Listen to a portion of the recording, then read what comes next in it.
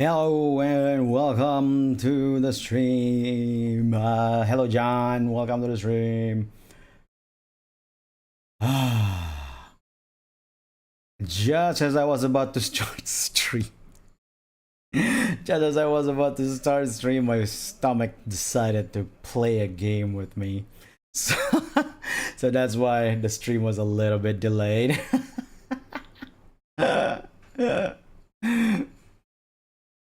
Anyway, again, going Fugi style today, mainly because this isn't because of laziness now. This time, because I was thinking like this way I don't have to worry about the tracking, like my face tracking going off, because where I place my face tracking is so close to the tablet monitor, to my Huion tablet, that I'm always afraid that it might just not track correctly. Sure, I'll have to think of a different setup for drawing streams tracking. But meanwhile, we're gonna continue today drawing a suggestion from Shetic Neon. So, wait, what was the character called again? Hold on a second.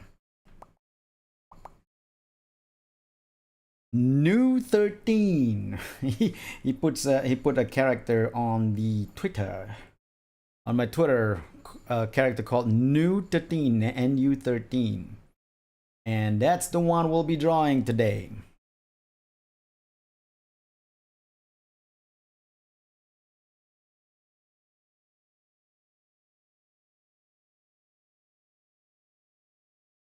All right,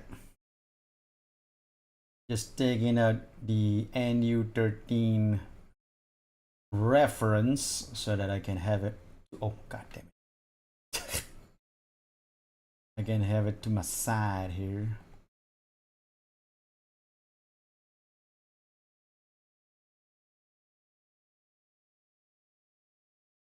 So that I can still read chat while also having the reference window.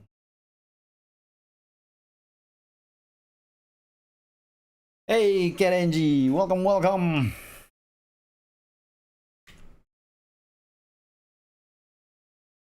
Here we go. We're doing. Well, let me Google a little bit where New 13 come from. I have a feeling it's like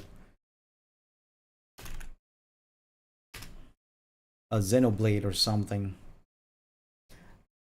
New 13 fighting. Oh, it's a fighting. Oh, BlazBlue. Okay, it's a BlazBlue character. I actually thought it was Xenoblade. My bad. It was actually a BlazBlue character. Interesting. Very, very interesting.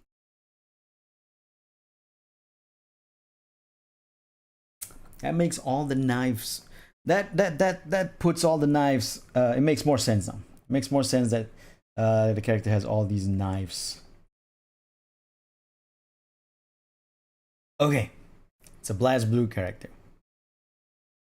I've seen BlazBlue play, but I've never really played it myself, so I'm not really all that familiar with the character.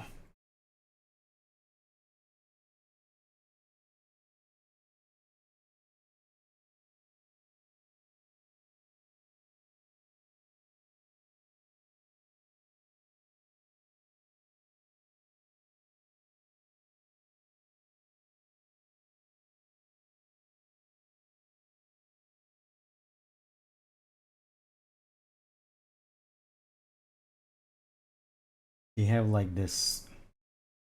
How does that knife thingy work? I'm trying to figure out the the way the hand works.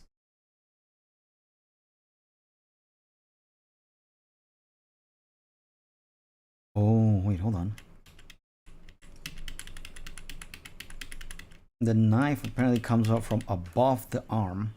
So if I want to make it like sideways shot like this, gotta make the arm sideways.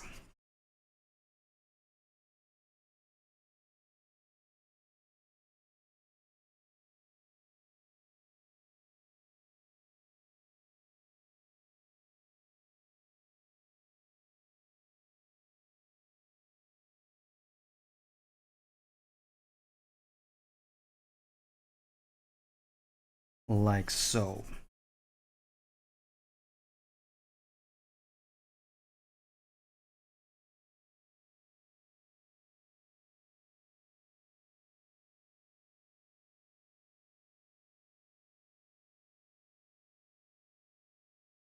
The blade. I keep on calling it a knife. It's actually a blade.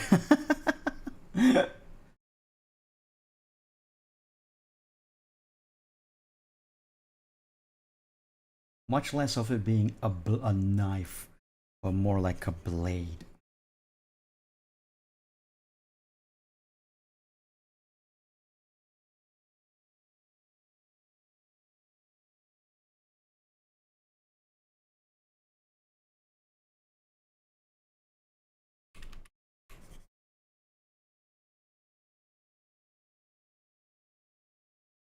Like, okay, what if I move the head a little bit?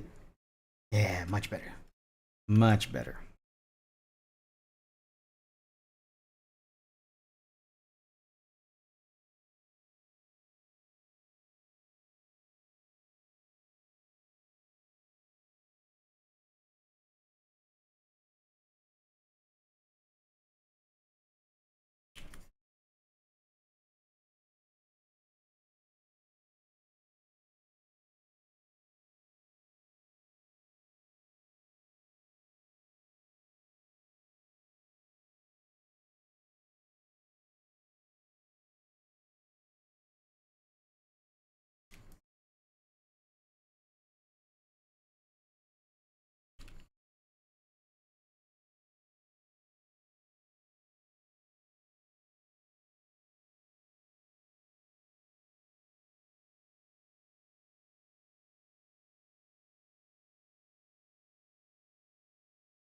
The character has a nice, a really cool looking helmet.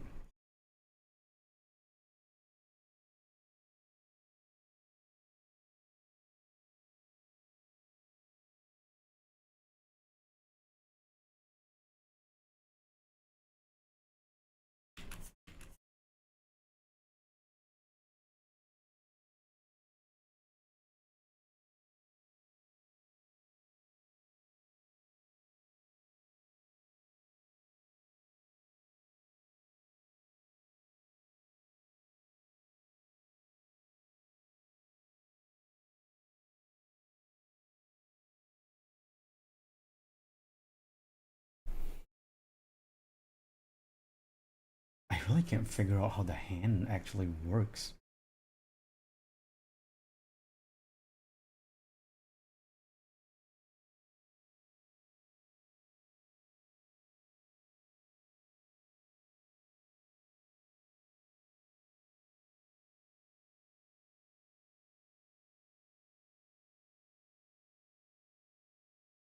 Oh well, we'll just go on with it.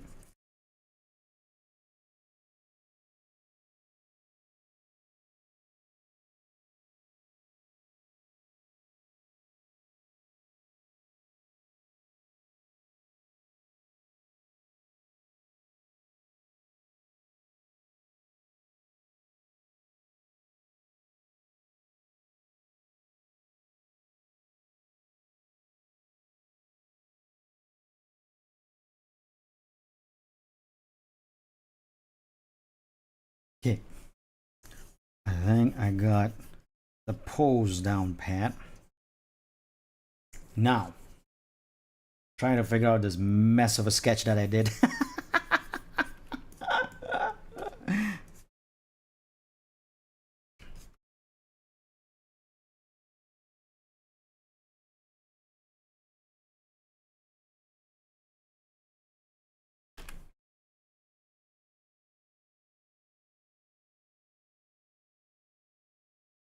I know there's like the hand here.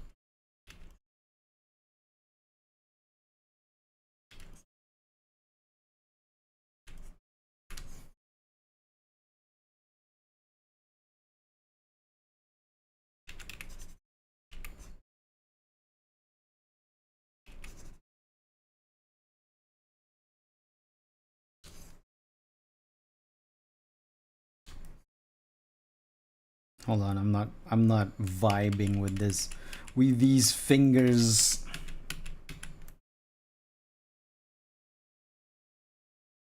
I think more like this. And then like, yeah. This is much better. This is much better.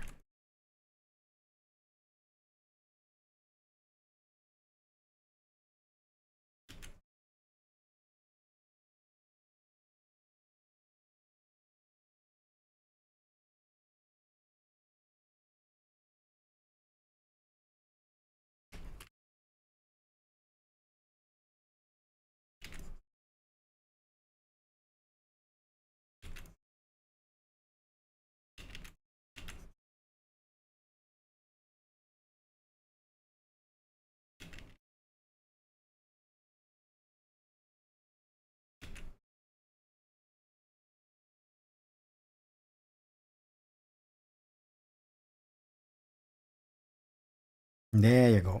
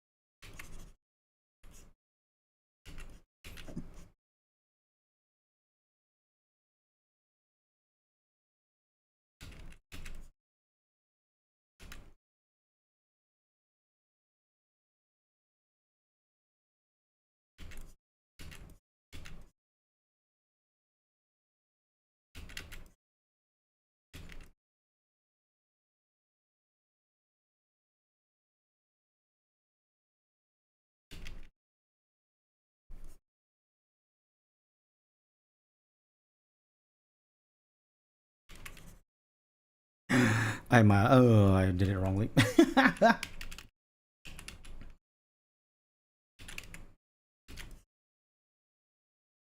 it isn't exactly perspective. I didn't perspectivize it.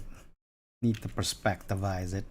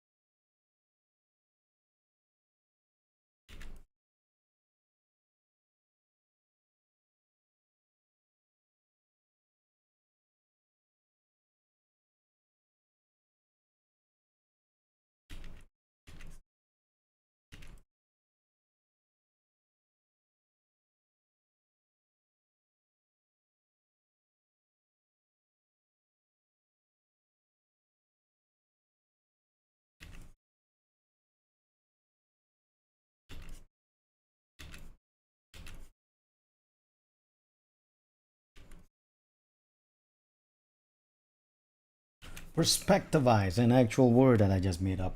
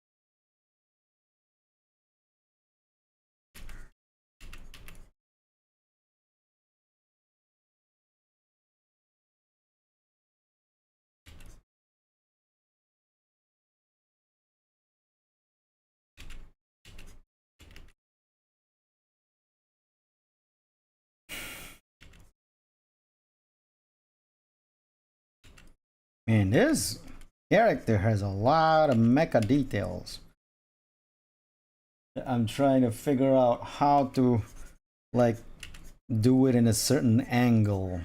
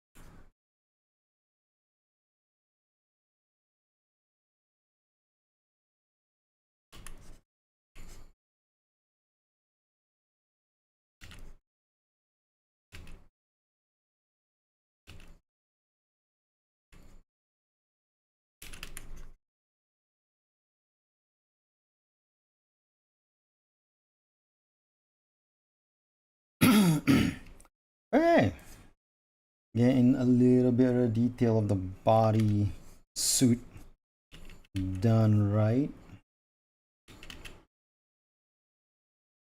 At least I like to believe I'm doing it right. This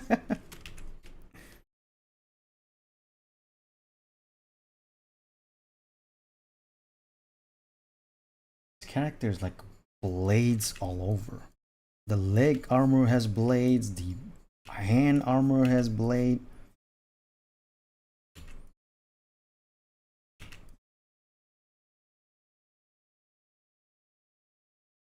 I bet you their blades have blades.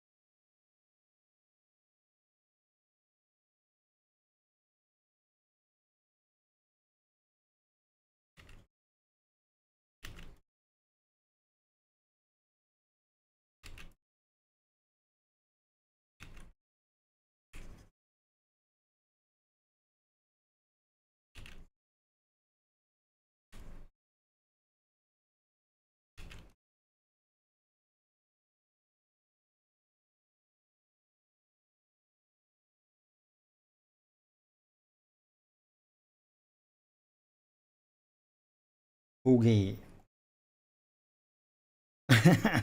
This is, I think we're getting it right, sort of.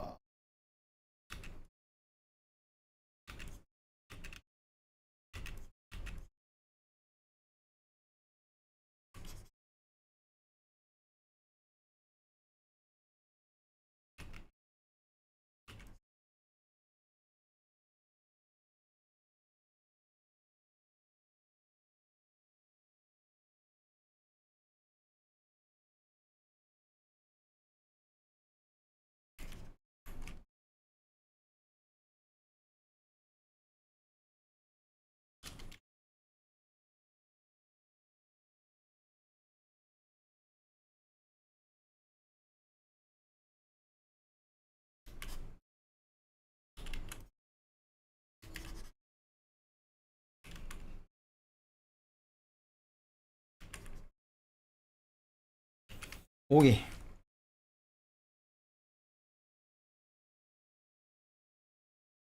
This is just one part of the body. I want to do the hand, the other hand, have like setting here like this, and the blade to go over like this.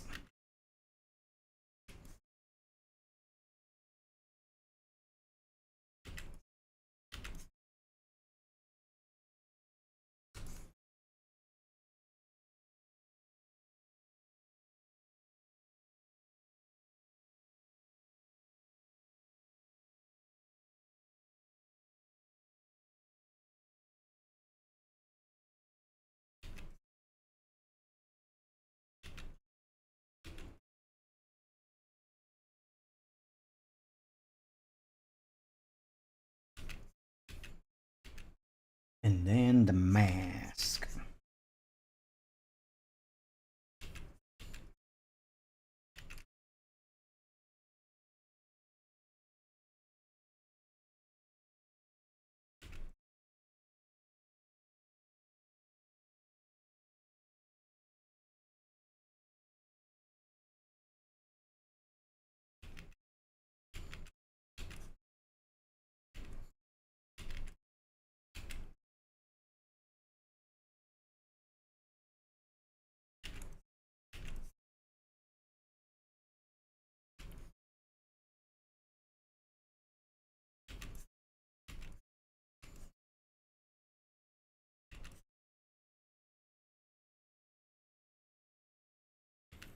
I made a mistake in this sketch. It's not supposed to go this way. More like open up, outward kind of antenna, horn. I don't even know.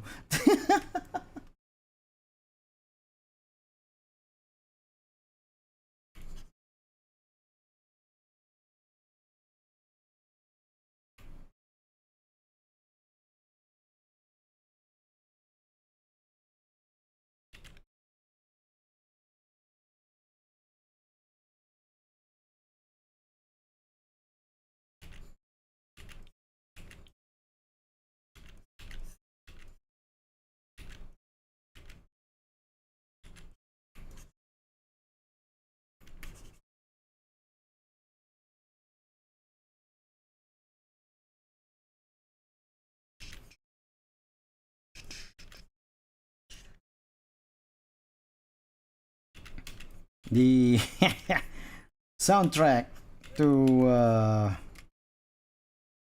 Uma Musume is kind of stuck in my head.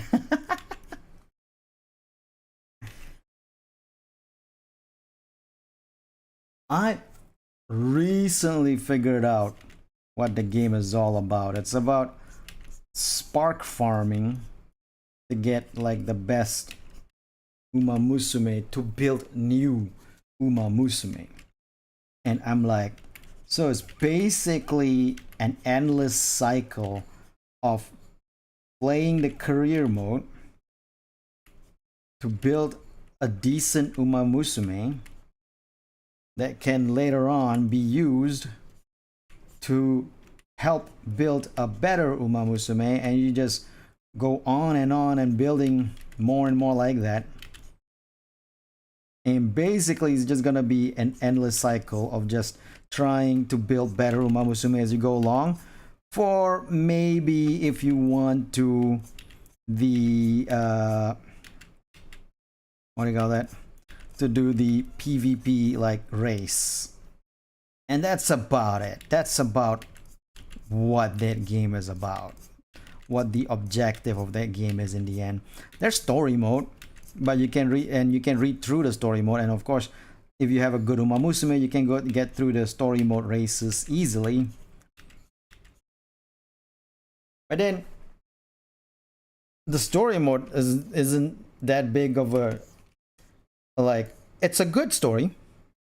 They have some really great engaging storyline, but it's not something that is captivating me, the story mode. Because in the end, it's still about horse racing, right? There's dramaticism about it. It's kind of cool, kind of nice. But it's not something that I gotta say, like, you gotta see it. You gotta see the story mode. It's like, just race. and if you have fun racing, just race. You don't have to see the story mode. And that's the part that makes me think, like, what's the point? I think Pending told me about this when he used to play, but he already dropped it. And he told me, like, in the end it's just like just playing career mode to try and build Uma Musume and then get better Uma Musume, and then it just becomes a cycle. And it's cool. It's a cool idea. If you have fun with it, that's great. But then in the end, it'll get repetitive. And if you're not, if you don't have fun with the repetition, then, might as well drop it. I'm still having fun with the repetition right now, but I can see myself burning out from it soon enough. I can see myself dropping it soon. I was going to have a joke about the sketch, but I couldn't because I forgot to spell average, so I had to Google it. Okay.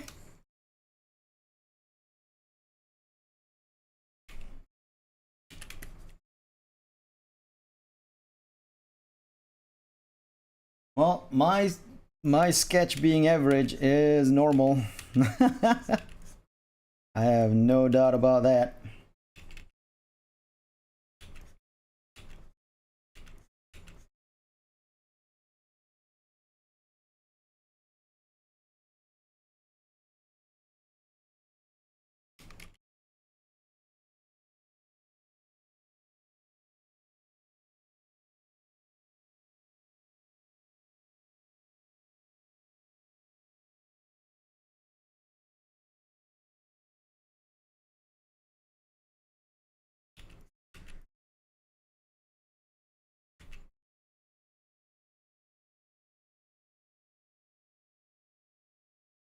I've always drawn.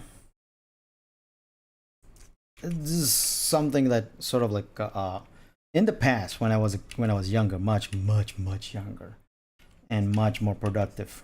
I would draw a character that looks cool without really caring what that character's personality is and all that because it just looks cool. So I want to draw him. But then as I grew, I wanted to know before I draw a character, I wanted to know the character so that when I draw them, I can get them really, down pat in terms of like the posing or the mannerisms and stuff like that. But then I'm starting to think that maybe it's okay to just draw without really knowing the character. I'm starting to think that not understanding the character, isn't really a core need in terms of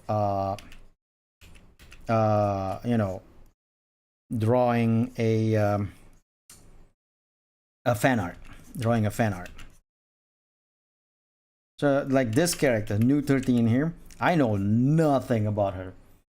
I don't know what she does. I don't know how her fighting style is. I just found out she's from Blast Blue literally half an hour ago.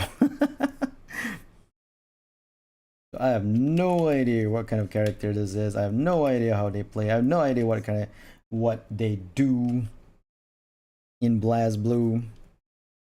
It's a little surprising that we still managed to see what we wanted to do. I don't know if you meant average per se then, because I think what you meant is the sketchiness, the I don't think you meant average when you wanted to talk about common. Common is an occurrence. Average is talking about like a level of something. Like that sketch, the sketch is average means that the sketch is just,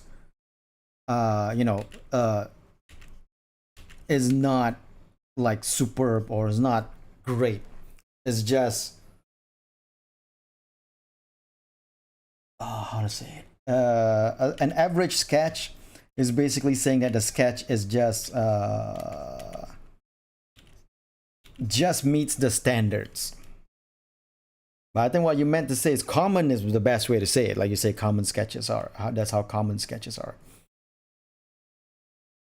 Like something that is an occurrence that happens again and again.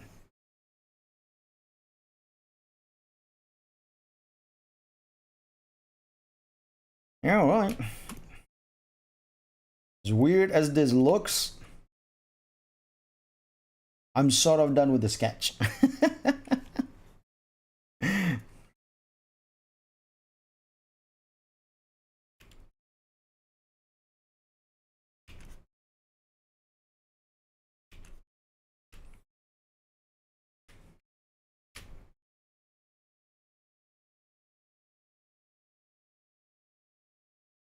All right, let's ink it.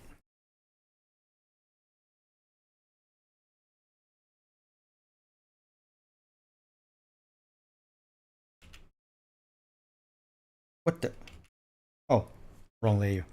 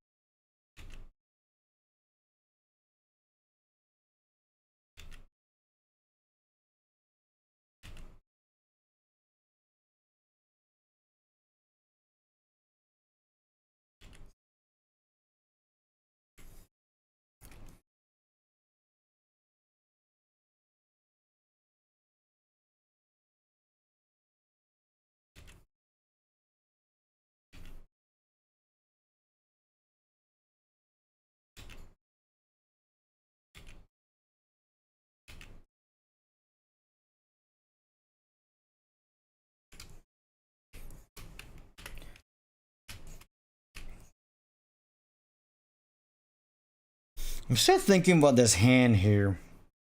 This particular hand. No, yeah, I totally get that, Kenji. I was like that as well when I was much younger. It's like I can understand what people say, but then replying to them took some time to like, you know, get the right words out. So I can totally understand that. I'm not happy with this hand here. It feels like I mean it's logical though. There's nothing wrong with it, even perspective wise or proportion wise. It's all logical. But I wonder if there's like a better way to do it. You know, I'll just continue on. Maybe after I ink it and color it, it'll look decent.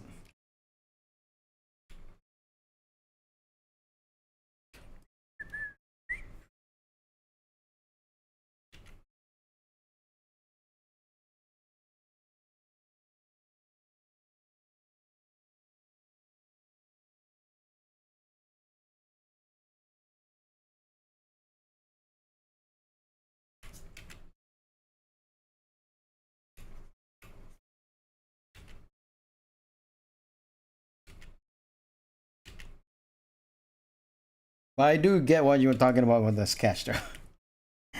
It's extremely like okay. If I were to draw this not by myself, if I was to have a team drawing this with me, and I give them this sketch and I tell them clean it up and then submit it to me, they're probably gonna go like, clean what up? What is this mess of a sketch? But since I'm drawing it myself, it's like, yeah, I know what this I know what this mess is. Yeah, that's the head, that's the legs, that's the so I do get what you mean. It is pretty hilarious. It is pretty hilarious when you think about like how much we understand our messy sketch.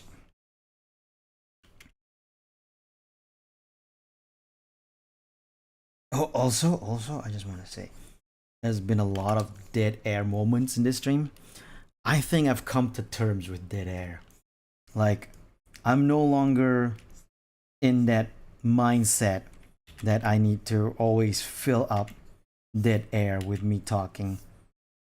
Like, if I want to focus on the drawing part and not say anything, I should just do that.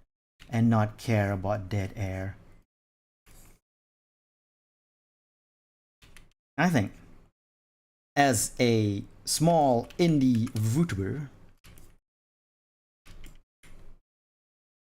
dead air is sort of a given. Like, you can't help it.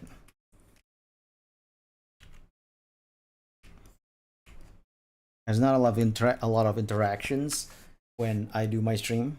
So if there is moments of dead air, I shouldn't worry or like go like, oh, I wish there was no dead air anymore. I should just accept it and just, you know, just have my fun. Just have fun. Just have fun and stream as best as I can. Also, I'm starting to get a little bit blind, so I need my glasses now. So I think I mentioned this before in the past, that for 40 plus years, I do not have to wear glasses. Even though I read a lot, draw a lot, and stuff like that, I never really had to wear glasses. But a couple of years ago, I'm starting to see like words on a book are blurring up. So it makes it hard for me to like really read something. So I start wearing reading glasses, but only reading glasses, not like seeing glasses. I can still see normally, but reading is a problem. But lately, not lately, sorry, a couple of years ago, I found out the blurriness is seeping into my drawing as well, while I'm drawing as well. So now sometimes as I draw, I have to wear glasses so that I can see the inks I'm doing properly. That being said, yesterday though, I didn't have to wear glasses when I was drawing the Kyoshi drawing, so that's something. So it's not like a permanent thing. Hey, Thomas and Mahoney, welcome to the stream. By nature, otaku, so I always felt very comfortable talking, but was atrocious at writing, and don't get me started kanji. Understandable. Understandable. Especially when it comes to kanji.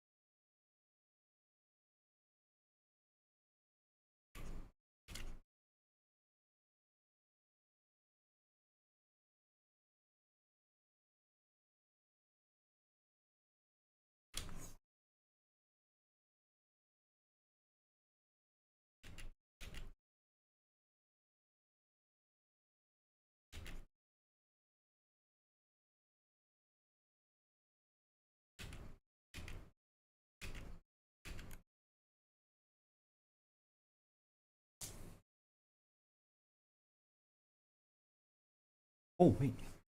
Did I get the shoulder part wrong? Hold on a second. Ah, not really. A little bit different. No, I don't think I got a shoulder. Let me see a different. What is character?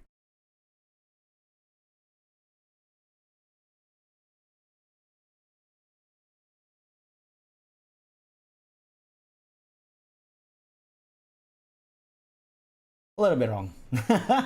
I got a shoulder part a little bit wrong.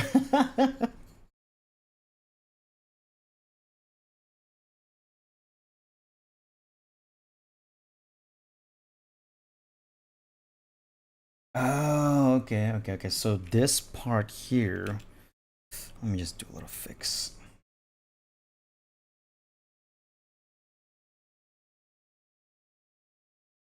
More like,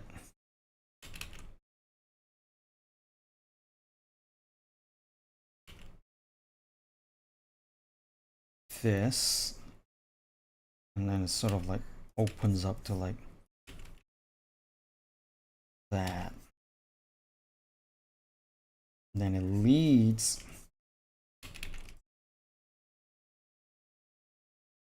to the green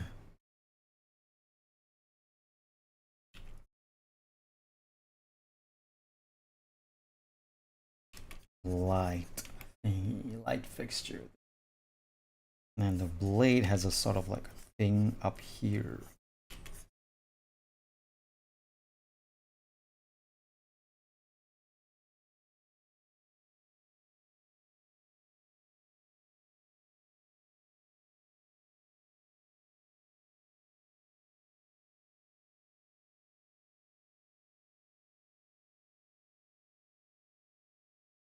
All right.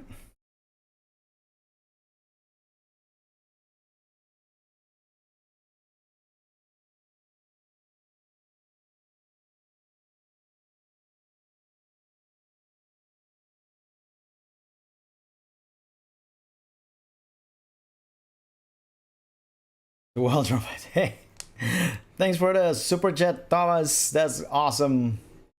The visor alone looks sick. Yeah, a really cool looking visor of this character. NU13 from Blast Blue.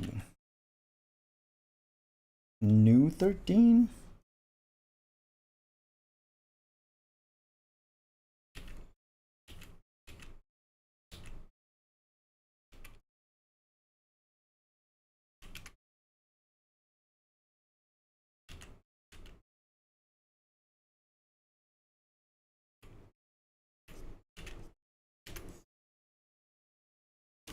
As requested on the Twitters from Shadik Neon 500.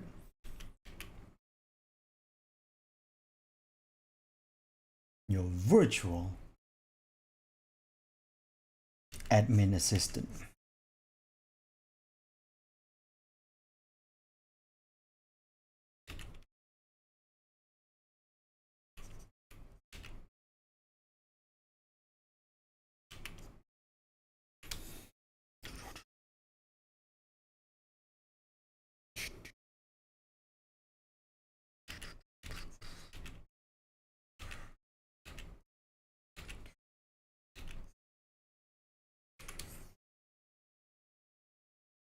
Oh, cheap viewers.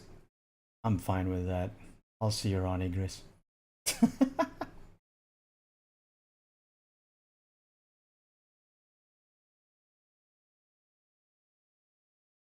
Ooh, that means that this is off as well. I gotta fix this part as well. According to this, it opens up like that. There's a little bit of a collar here. It's not like this.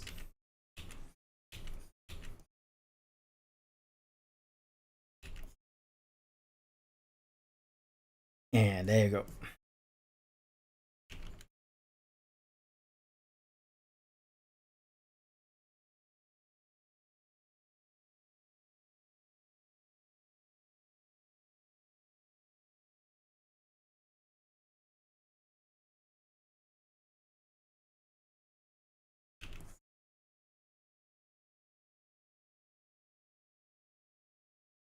There you go.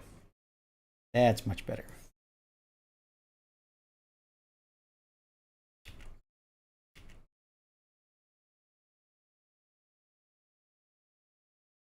With the cheap viewers off for bot detecting the stream, that means we're only waiting for sexy.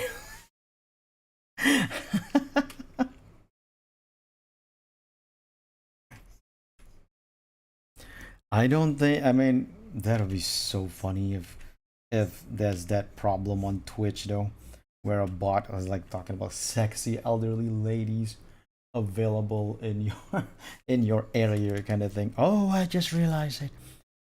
I just realized something, so I was a little wrong on the sketch. This does not go all the way up here. It actually is more like here, like this.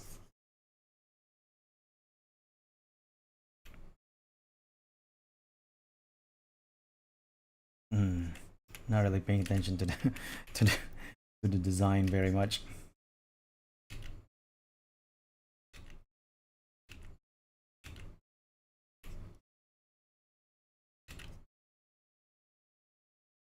Someone in Aces, we should at least hear this bota. Single ladies. Wait. Don't ban them yet.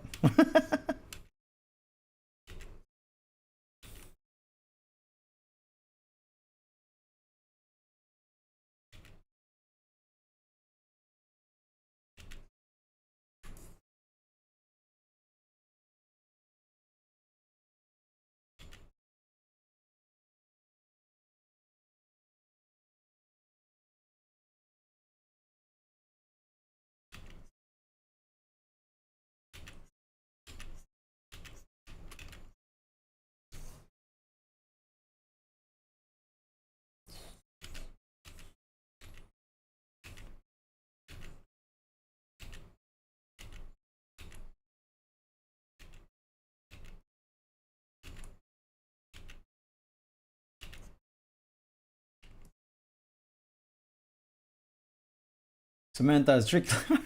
Check it out.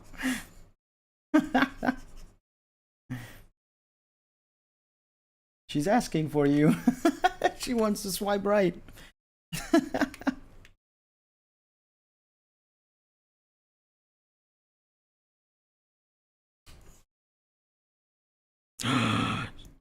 Wait, she has braids at the back.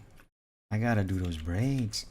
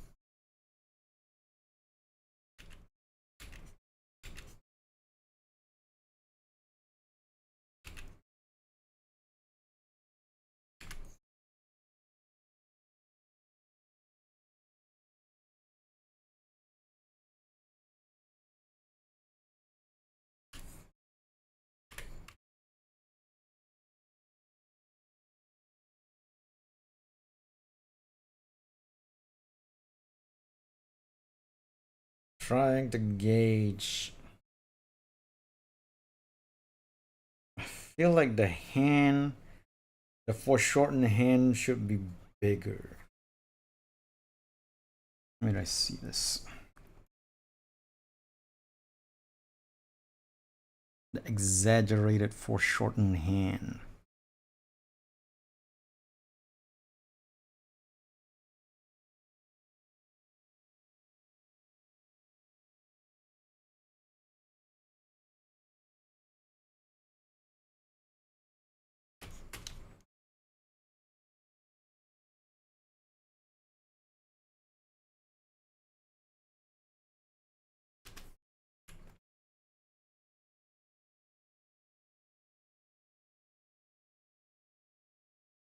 Think it looks good?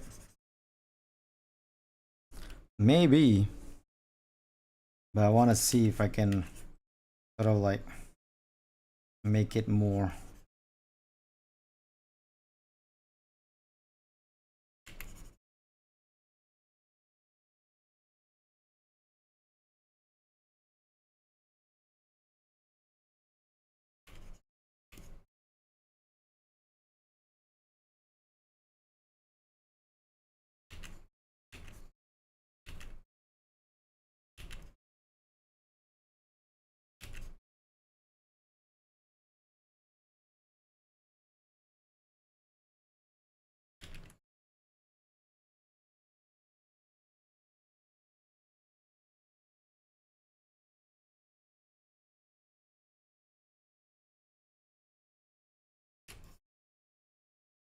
Enlarging it is better? Nah. Hey, Lazar, welcome to the stream. Yeah. Yeah. I think it looks much better now. With a little bit of adjustments, of course, not just like enlarging it. Has have that adjustments of the thumb so that it works with the angle.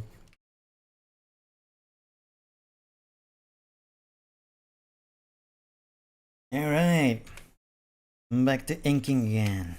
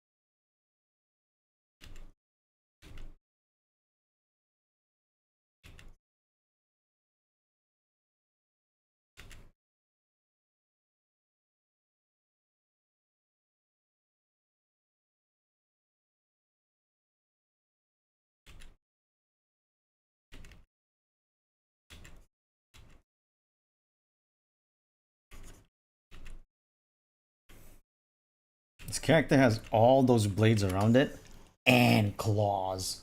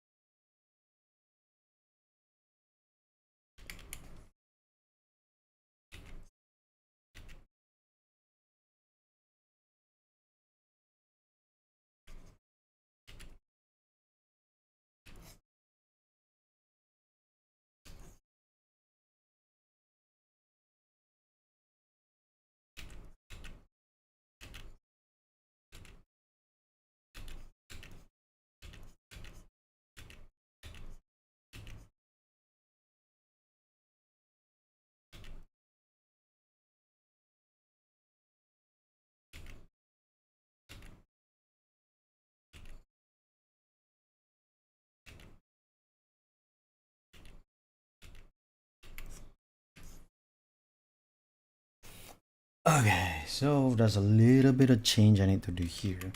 I saw it wrongly again. It's like it's supposed to be like this, kind of like covering on the wrist. Before it leads this part on the hand, on the arm.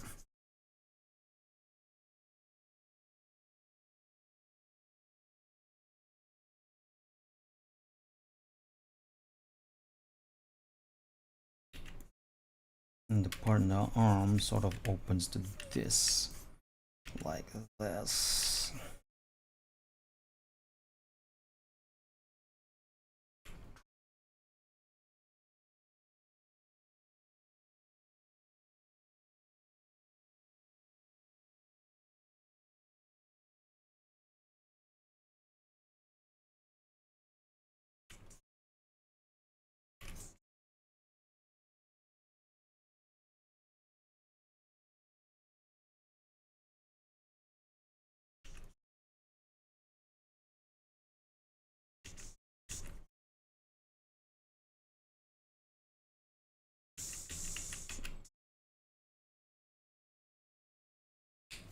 Okay. There's a lot of little details to this mech design that I'm not seeing until I zoomed in.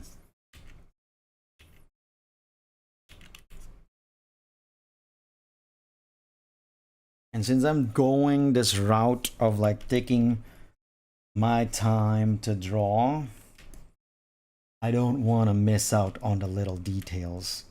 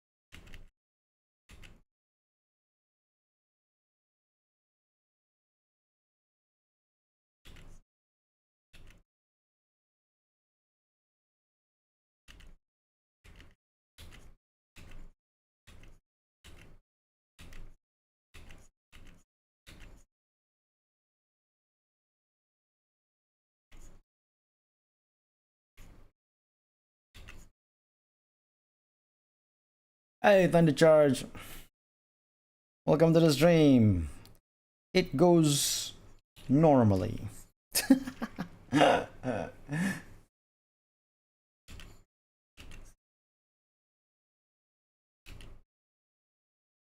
less depressed today than I am yesterday. So that part is good. That part is good.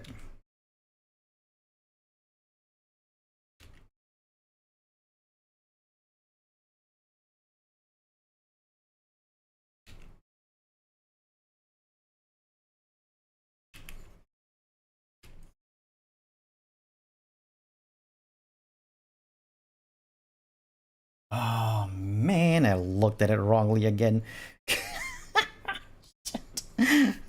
Keep on looking at the wrong thing, looking at a detail wrongly.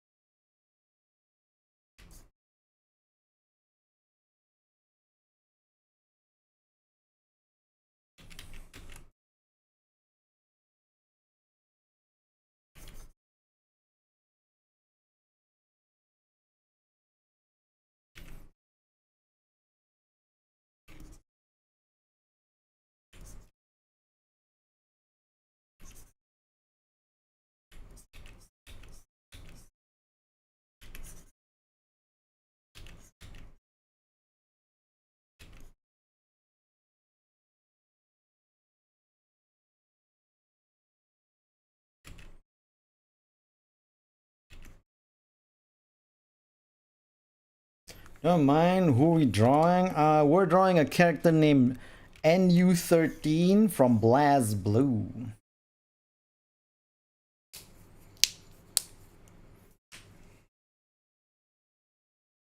So this is a character named NU13 from BlazBlue, as requested by Shadik Neon on the tweets.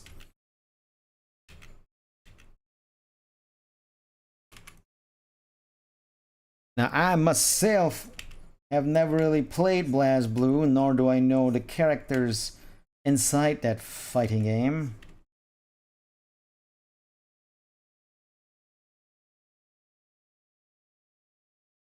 But I decided not to limit my suggestions to character that I know of. I've decided that it is time for me to let go of this thing. Hey Maya, welcome to the stream. This constriction I used to have to myself when it comes to drawing fan art, where I want to know how the characters are, how they act, how their mannerisms, so that when I draw them, I can draw them accurately. As I nah, screw that. We're not gonna do that anymore. We're just gonna have fun. If I get the character mannerism wrong, then oh freaking well.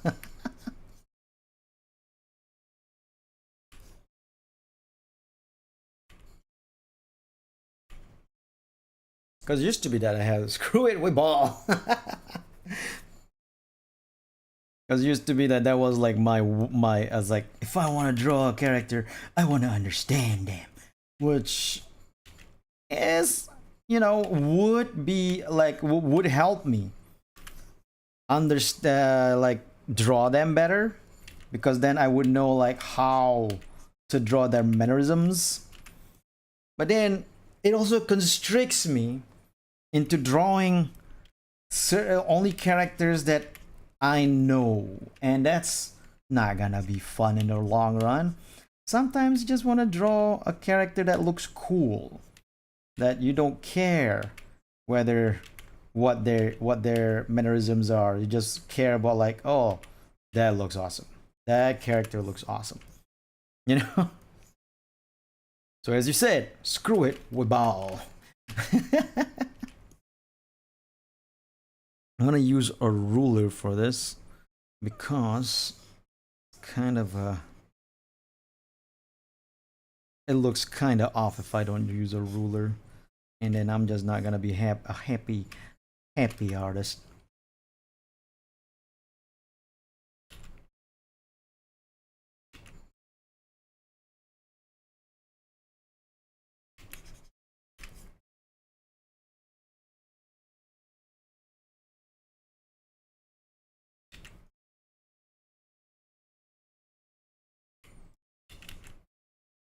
Oh, wrong layer. There you go.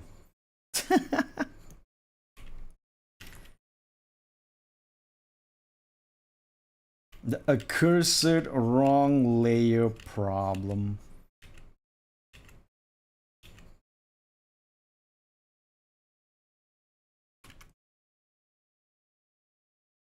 Sometimes you just want to go ham. Yeah, exactly.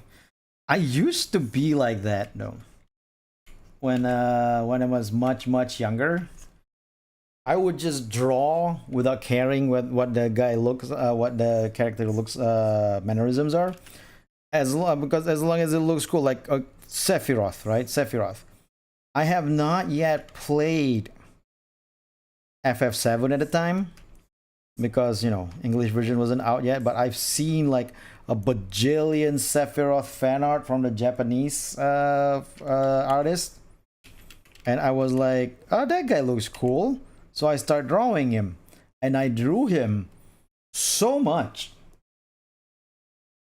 to the point that when I find, that,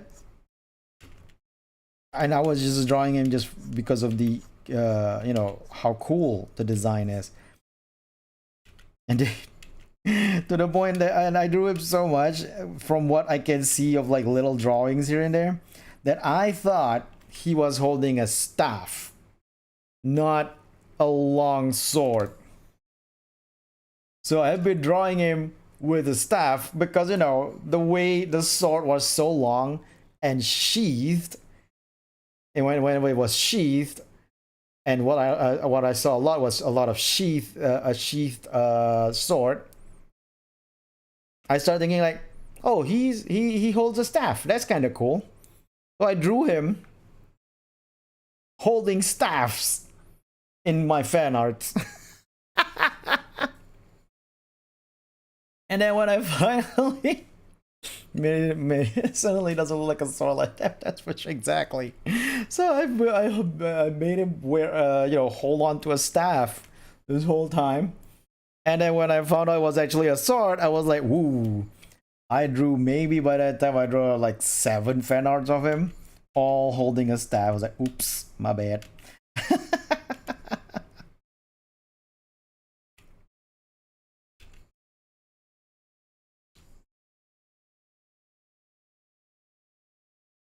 Of course, this was in the old days when I drew on paper, so none of those drawings exist anymore.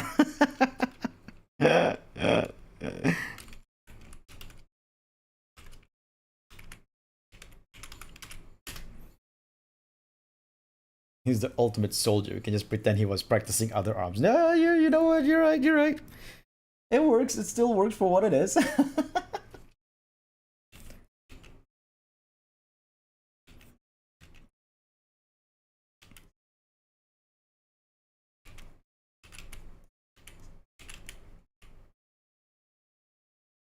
It is freaking hilarious, though. How wrong I was.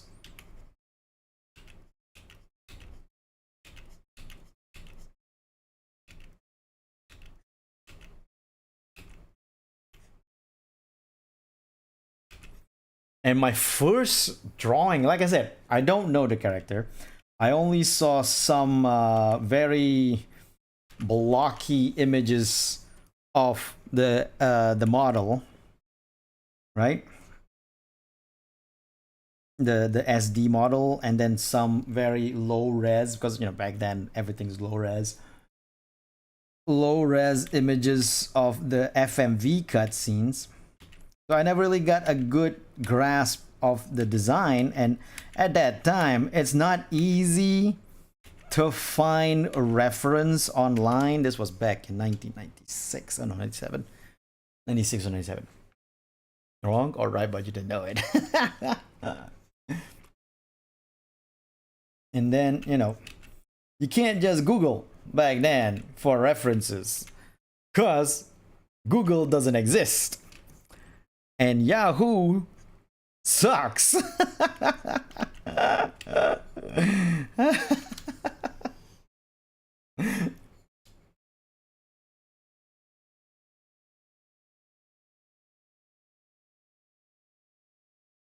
So I get like really bad references. So the first Sephiroth fan art I did, some may argue, no, I'm not saying Yahoo doesn't suck anymore. I'm saying that Yahoo sucks in general, even up to this day.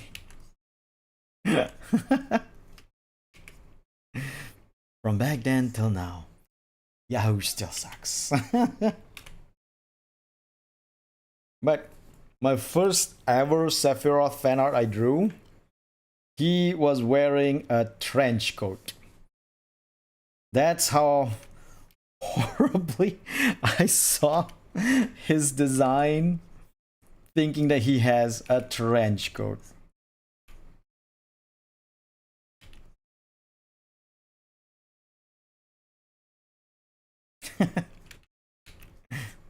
Exactly. Yahoo used to suck.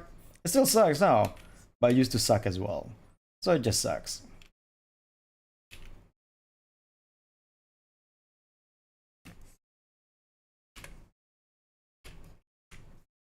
Man, remember that Yahoo wanted to try out the streaming platform and came up with like Yahoo TV or something like that? That one was an abject failure.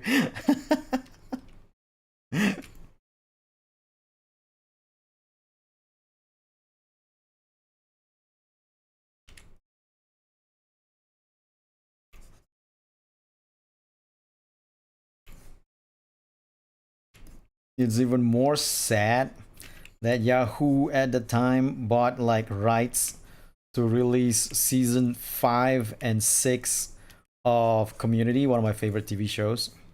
No, season 6. No, it's only season 6. It's only season 6 of Community.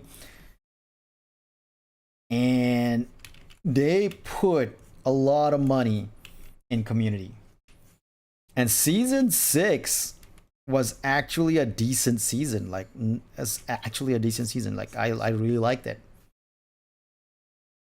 Everything about Yahoo seems to fail except for Yahoo News, specifically in Japan. Oh, yeah, that's true.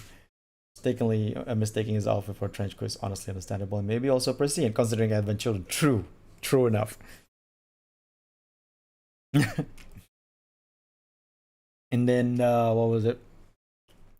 Season 6 of Community was good, but Yahoo put so much money on season uh on buying Community rights to make Community season 6 and then putting it on their streaming service, but nobody checked it out. Nobody saw like I actually signed up for Yahoo TV just to see season 6. That's how much I love Community. It's such a horrible service. Like at that time, Netflix was the streaming platform, and it was so good. And Yahoo, so oh my god, it was so bad, it was so annoying. For one thing, they have ads. Why would you put ads on an online streaming service while I'm watching the show? Oh, it's so stupid. I guess it's one way for them to make money out of it, but it was so bad. It was just so bad.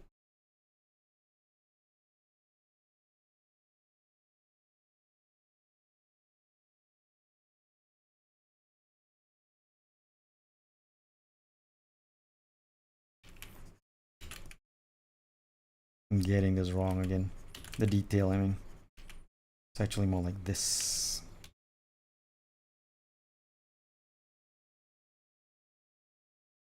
Get the payers to users, then you get the payers again.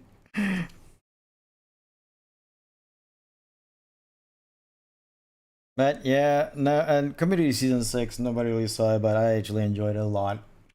And I think it was a decent season. A good finale to the series itself. But arguably, Community season 6 might be the reason why Yahoo had to like shut their doors to the streaming service and a lot of other doors that they used to have because they lost so much money. They lost so much money getting Community, then producing it, and there was absolutely no return for them.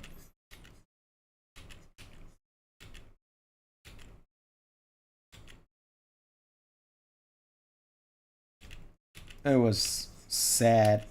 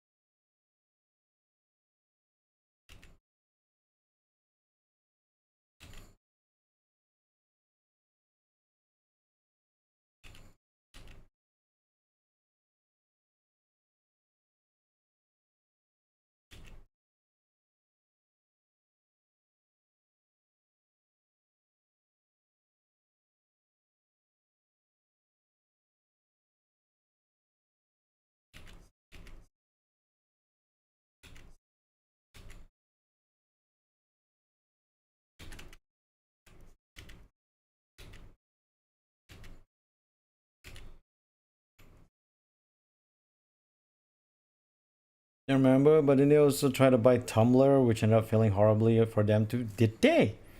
Oh my god, that part I didn't know. I didn't know that they tried to buy Tumblr. But if they did, oh, that definitely did not work out for them as a. I guess maybe they wanted a social media platform, and since Tumblr was already around, maybe they thought like it'd be like an easy way to get a social media platform without them having to do much of anything like you know, much of anything in terms of like getting a new platform out there. I can see them doing that, yeah, for sure. Might be confusing it for a different company, but I don't remember it being a company that was commonly seen as terrible.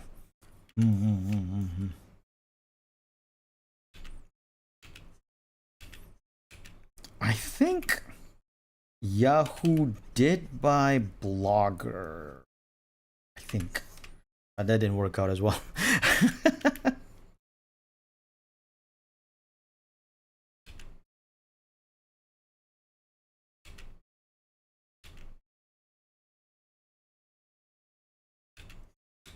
Because I remember having to log into Yahoo to get into my Blogger. I remember something like that.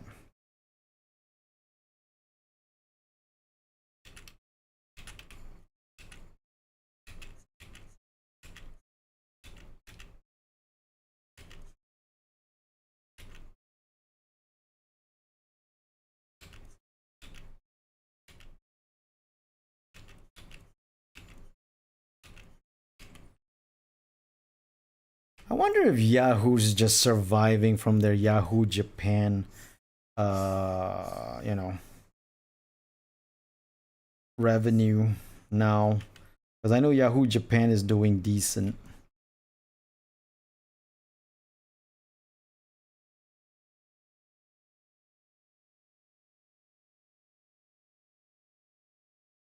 Oh wait, maybe this one doesn't have to be straight. Maybe this one can be a little bit curved. Like this can be straight for what it is. This one, just to give it that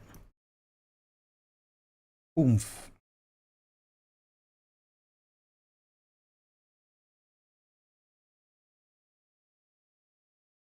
Dang it.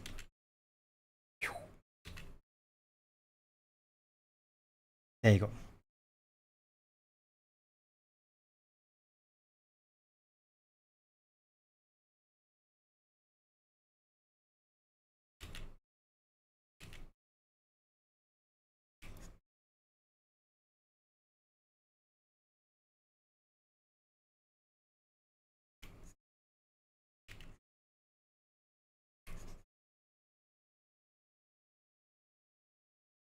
Tumblr has changed hands several times and none of them want to hold on to it for long. Yeah, that one, I mean, I don't see how Tumblr can actually, like, it's bogging it down with ads just wouldn't work. And it was just as much as it had a good number of people for a while using it, most of them were kids. We're talking about 14-year-old, 15-year-old, having a space for them to just rent for nothing. And then, you know, but then it turns out that the ones who aren't kids was using it for porn.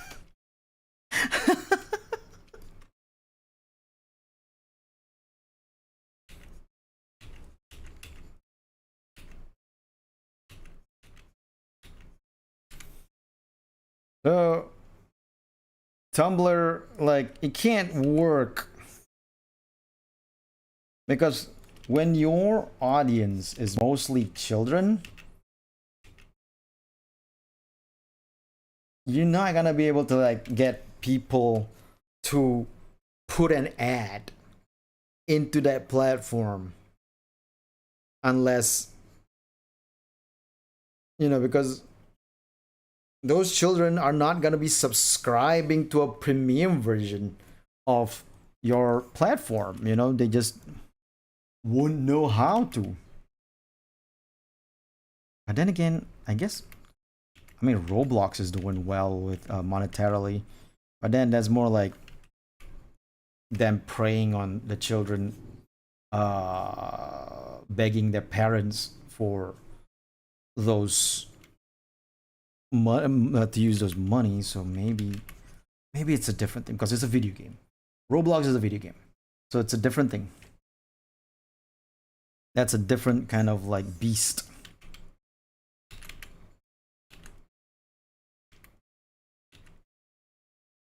Tumblr is not a video game. It is a platform for a lot of kids, young people, just want to rant about old people.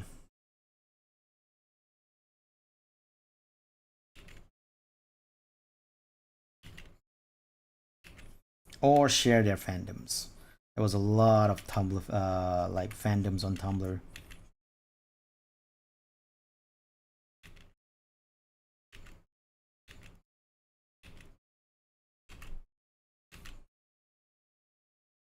Do I remember a lot of things like I think someone posted like, I'm 25 years old and I'm doing this and that, and then suddenly a reply goes like, if you're 25, why are you on Tumblr?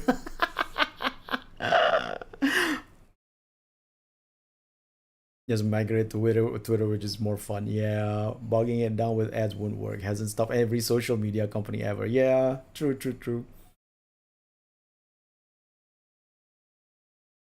Young people ranting about other people in general. If you weren't a literal clone of the poster, chances were they would try to find a way to yell at you. That's very, very true. Tumblr is very much like this. And as an old man, it was annoying trying to sift through all that. Because I'm old, right? But I had a Tumblr, and it was a decent, you know, it got decent engagement because my Tumblr is basically an art Tumblr, so I post my art there, a lot of my art there.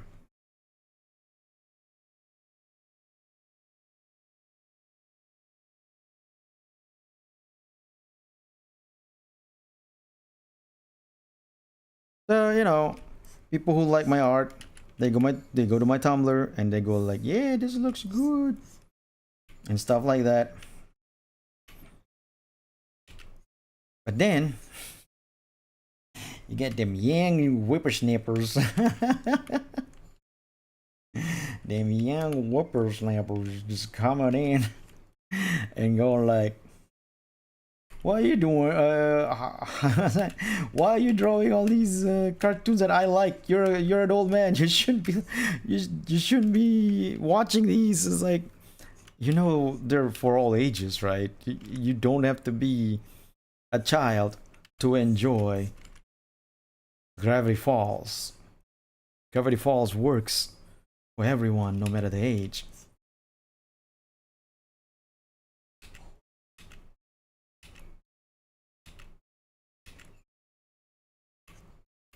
Luckily for me, I never got into My Little Pony, so I never got into the whole Baroni crap, because that would have opened a whole can of worms in Tumblr. Ah, that would have been painful.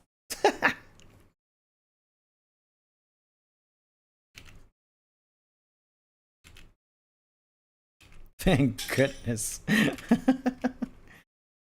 I mean, I will give My Little Pony its dues over the fact that they have really good looking designs and animation. It's a really good looking production.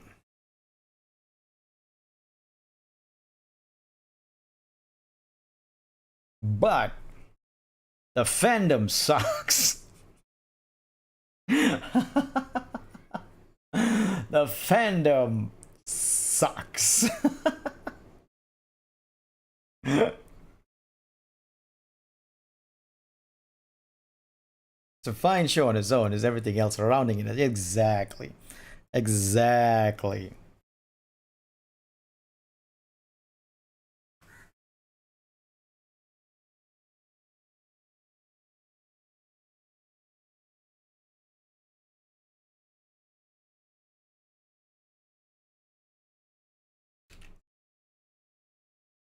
Especially the bronies. Good God.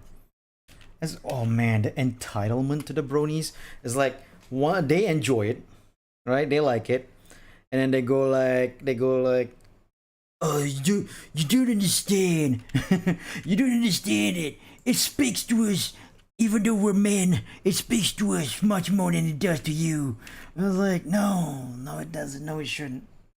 Enjoy it for what it is. Enjoy it for its great production, but don't hijack it from the core target audience, which is little girls. Because in the end, it is still My Little Pony. It is still a remake of an old 80s cartoon that was for little girls. The trauma with the MLP fandom because I described it.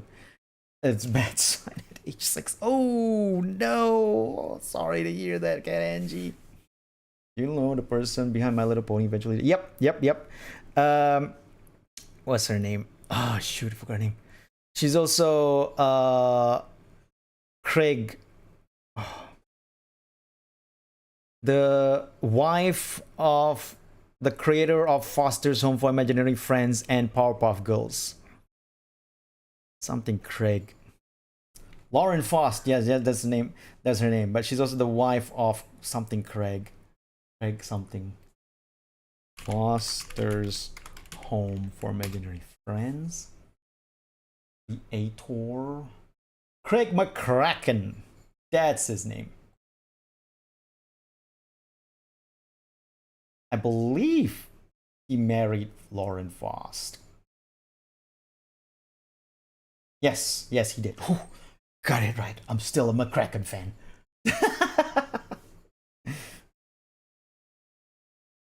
I'm still secure with my McCracken fan card. I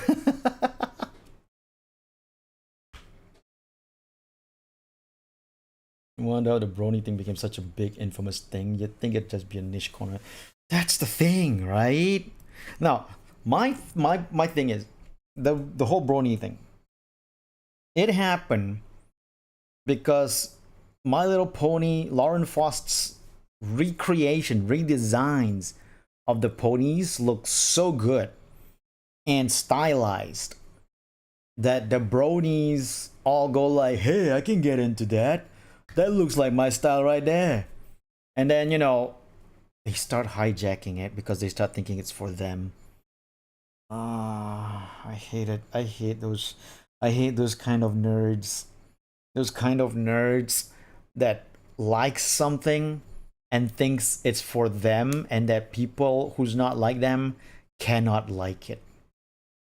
You've got so many fan cards, you might as well have a collection.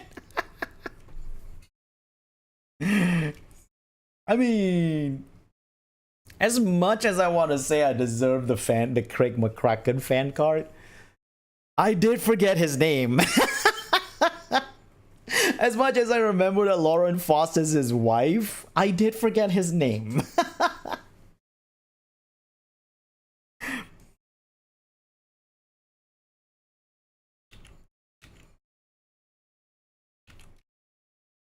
Well, it didn't affect me at that age. Is it affecting me now? So now I'm trying to process all the bad things I saw at such a young age. Ooh, was also with Pokemon. Oh, dang.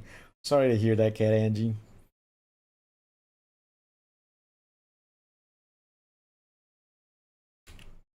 But liking My Little Ponies, people should not be shamed to liking My Little Ponies.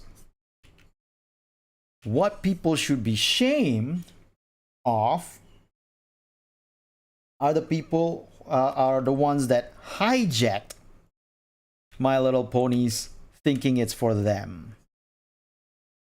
No, My Little Ponies is made for little girls. Even Lauren Foss, but they made it with a universal appeal. So it was made for little girls, but universally you can still like it, you know? Because, just because something is made for little girls does not mean it that should deter you from liking it. However, don't hijack it into thinking that just because you like it, that it speaks to you. It does not, you creepy little bastards. I did eventually. No, here's the funny thing. I avoided watching My Little Pony because I was so afraid I'd turn into a brony. Because, like I said, I like the design. Lauren Faust's designs are always good. The DC superhero girls, and some of the designs that she helped out with Foster's Home for Imaginary Friends. So that's why when I saw My Little Pony before the whole brony thing happened, I was like, oh, that looks so good. I might check it out. But I didn't. At first, I didn't.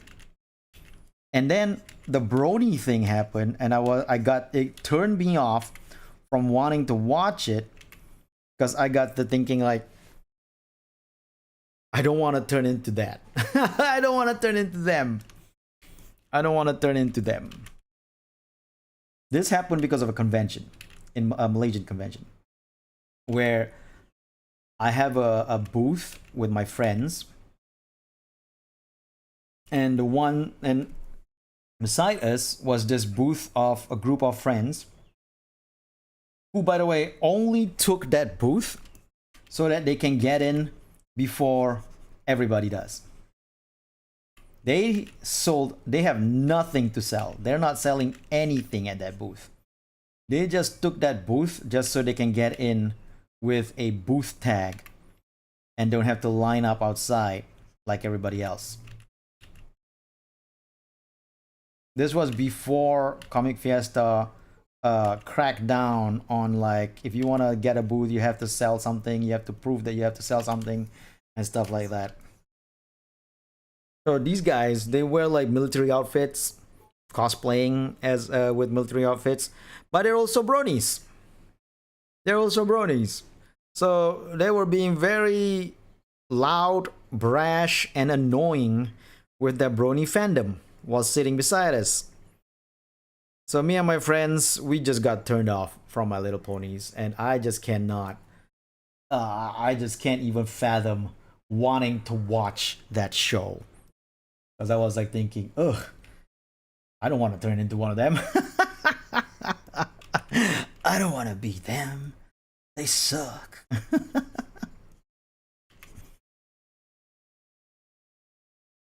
But years later, much later, after the whole brony fandom sort of like not really disappeared, but is not as prevalent as it was before, I decided to check out My Little Ponies.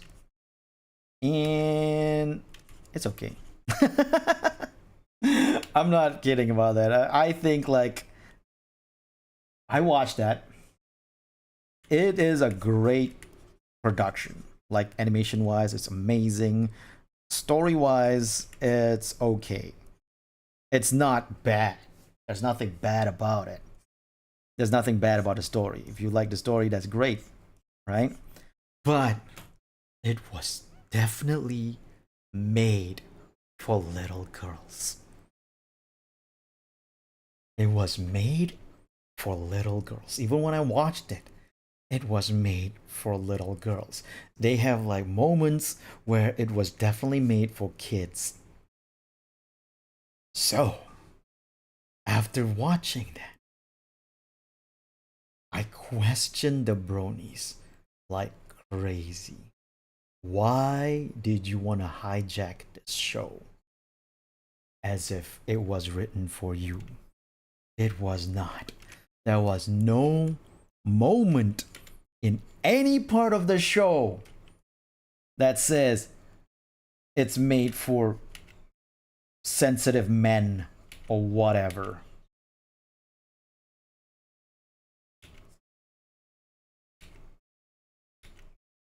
The show is made, there's like moral values, those kind of stuff, really great stuff, good show for kids to watch and learn things.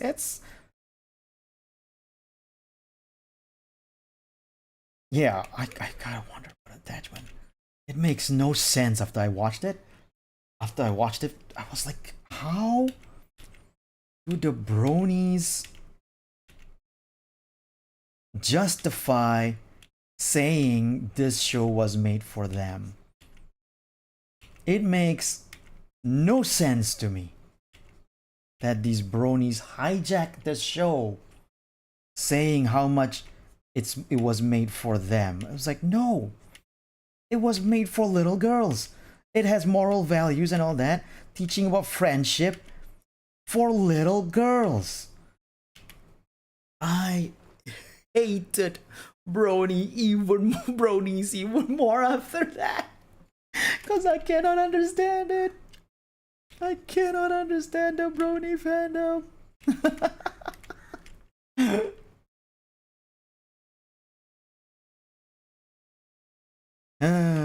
But yeah, that's my little experience with My Little Ponies. I didn't even realize I said that. My little experience with My Little Ponies.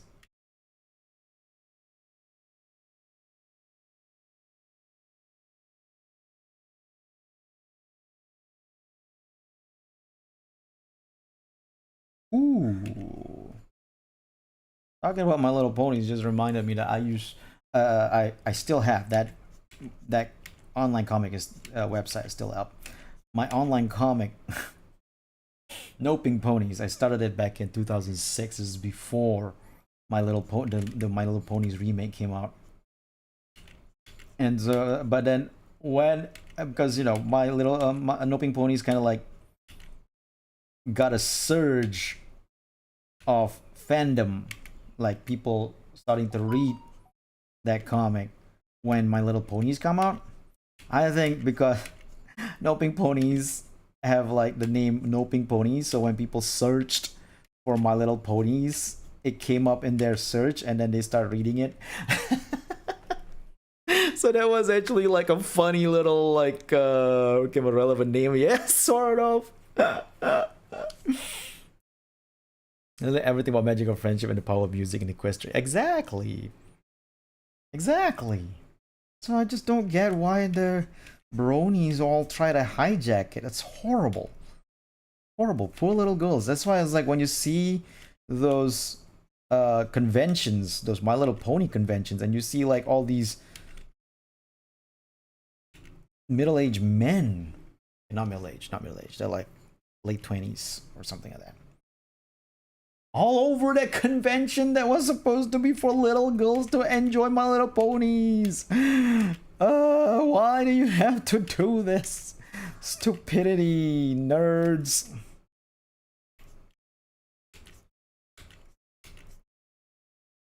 Stop hijacking fandoms. Let people enjoy fandoms for what they are. Something to be passionate about, but not to be greedy for.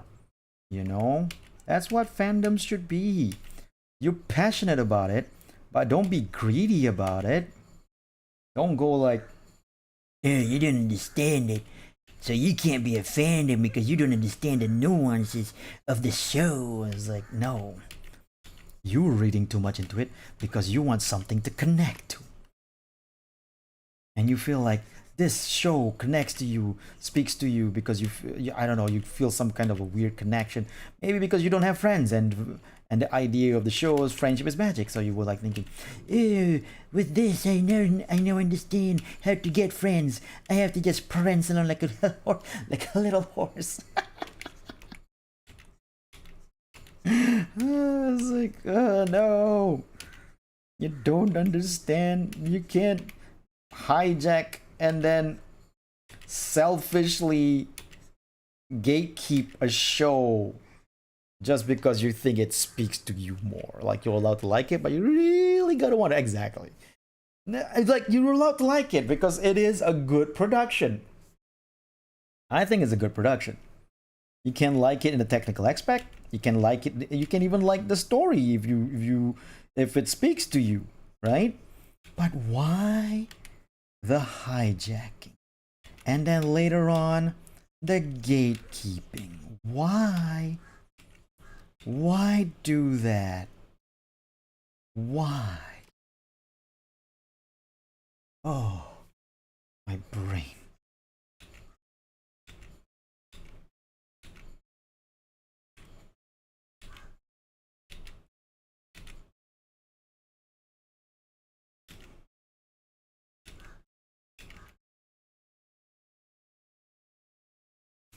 This reminds me of Pokemon with the Sun and Moon anime, where everyone complained about the animation because it became childish. Yeah. Wait, people complained that Pokemon's animation became childish, but it was.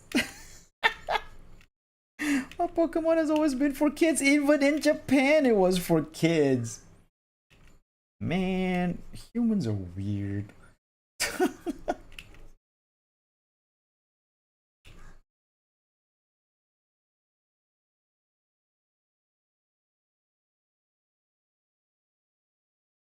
You can, of course, like it even as an adult. There's no problem liking it if you like it.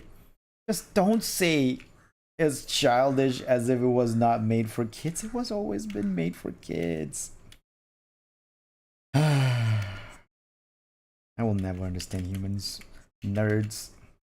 I am a nerd myself, but I will never understand them because I just don't have that kind of mentality, you know? The gatekeeping mentality, especially. The need to gatekeep a fandom. Why? Don't you want more people to like the thing you like so that you can find more people in common with you? It's like, what? Do people have to be worthy to be your friends? Maybe that's why you don't have friends. if if you if you seek friendship from only worthy people, then it's kind of questionable. It kind of explains why you don't have friends. Friendship is not something that should be of worth. It should be something that is naturally grown between two people who connects or more, two or more people that connects. The Sun and Moon anime has a really stylized cartoony art style compared to previous seasons. That's what threw people off.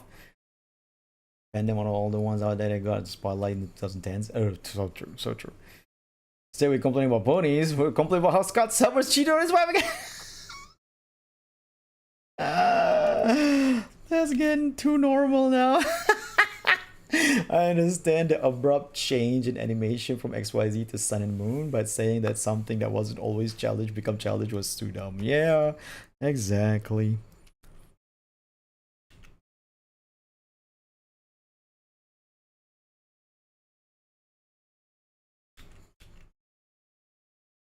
In the end, everybody should just watch Foster's Home for Imaginary Friends. That and Gravity Falls.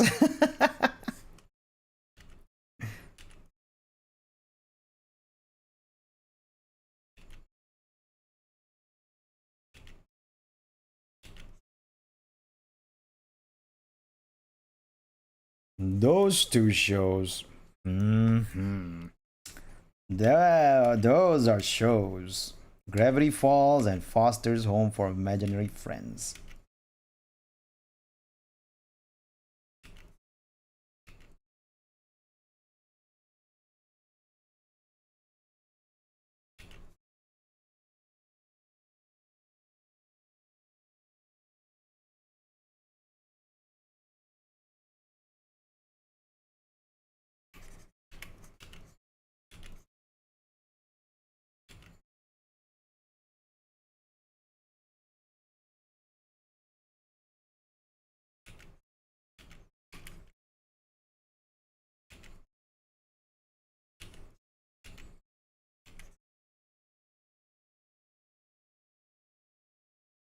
Did I tell you guys about that one Foster's Home for Imaginary Friends panel I went to in Comic-Con? I don't think I did. So there was this panel on Foster's Home for Imaginary Friends in Comic-Con, and it was great. Tom Kenny, Gray Delisle, uh, Craig Ferguson. Wait, not Craig Ferguson. Wait, something Ferguson. The voice of Blue. And Lamar Burton? No, not Lamar Burton. God damn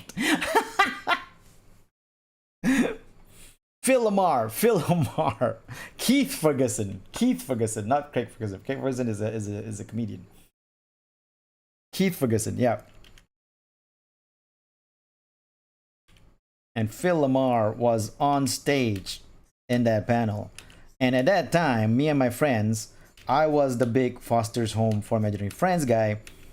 So I went to watch that panel without my friends. My friends all, went to like other panels and stuff.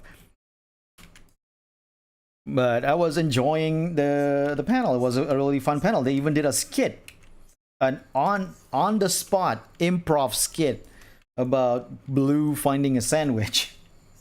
And it was so good. It was so funny. And that is the moment that I was like, okay, if Noping Ponies ever became a cartoon, Gray Delisle is doing the voice of Jess. It was a lot of fun. It was great. They were so good. And then came the Q&A part of the panel. And I pretty much, they were like, okay, Q&A, everybody, people line up at the microphone. And I wasn't planning to line up. I was never planning to line up. But I saw a bunch of kids lining up. And I was like, oh, that's cute. I mean, the show is made, is appealing to kids. Even though it has some very adult jokes as well.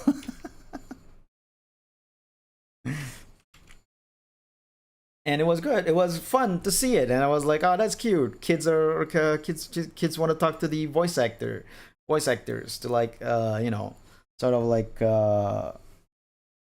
connect with the characters.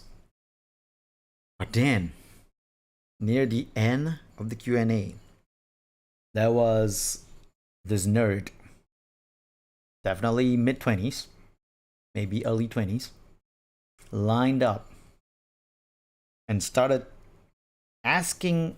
It was supposed to be one question per person, but this nerd asked 2 questions and taking his own sweet time with it. And because of that nerd, like, I think 2 kids behind him could not ask their question. There's entitled nerd. And the stupid thing is that one of his thing he wanted to say was to Tom Kenny, and he goes like, I want to thank you, Tom Kenny, for not using that voice. He was talking about SpongeBob. So Tom Kenny goes like, what voice? Are you talking about this one? I loved it so much. Oh, that put that nerd in its place. Oh man, that's so good. It was so good.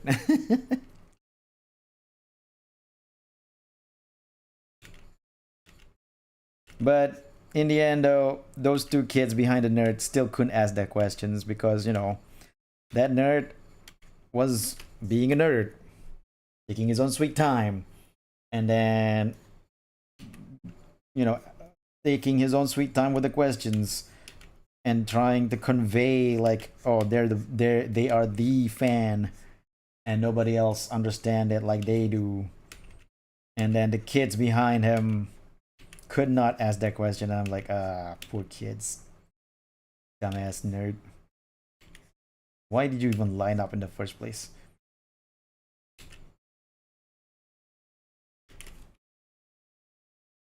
Doing that voice to tick you off specifically. Yeah, exactly. Sounds like a Tumblr user. Might be. It might be a Tumblr. I'm not gonna rule that out.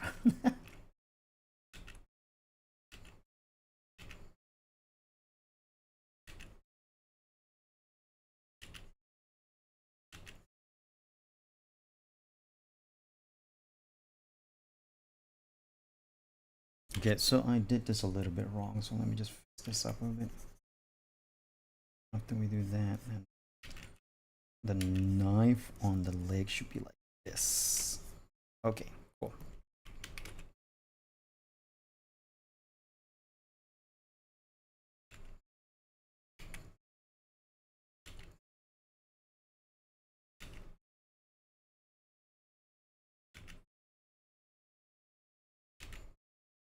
On the bright side, though, when Tom Kenny did that joke, when he did the voice in front of the guy to tick him off, the kids were laughing.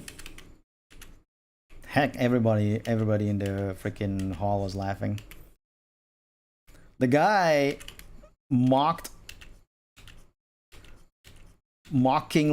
like not mockingly, like pretended to try and get angry, like you know, like he's about to like charge over to Tom Kenny, but it was all pretend. He knew enough. At least the nerd knew enough that that was all joke and that Tom Kenny's just doing it as a joke and everything. So at least the guy had a bit of you know, awareness not to be pissed off at Tom Kenny for doing what he did.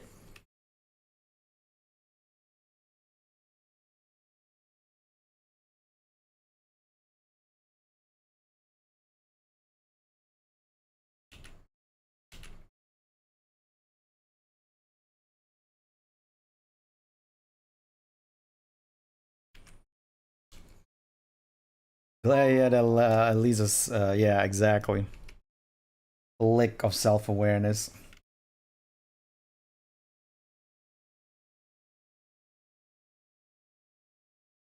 And you know, when Tom Kenny did that joke, as everybody in the hall laughed, the guy also laughed.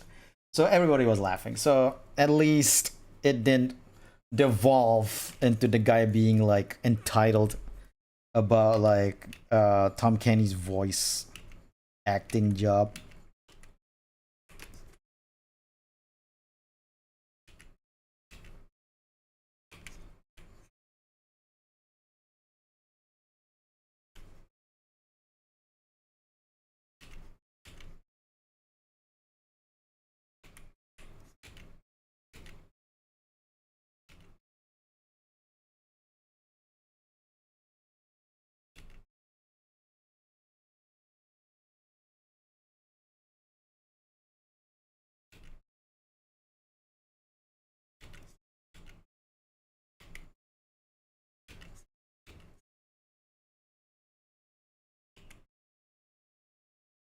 The best part about that panel for me is after it was over, I walked up to Greta Lyle and told her that I'm a big fan of her and I love her rendition of Frankie.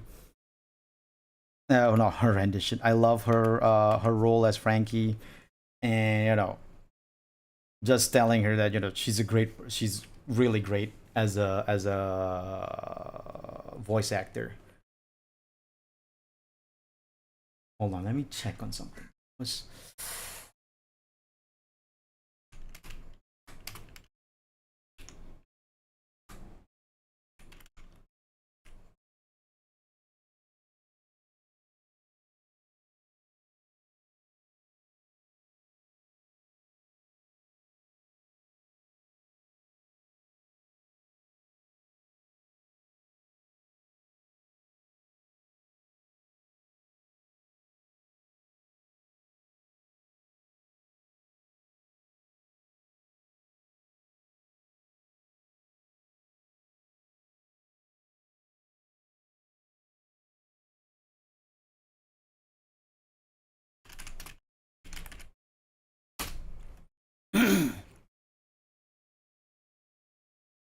Right, her name is Grey Griffin now. Grey Delilah. Oh wait. Oh, she's already divorced from Grey, from her husband Jared Griffin. Oh, okay, so she's back to Grey Delilah again.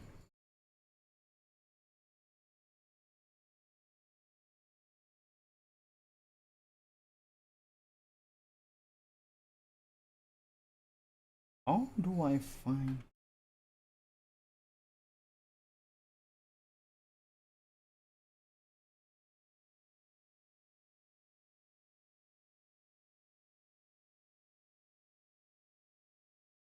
Oh, wait. Did she delete her Twitter? I think she did.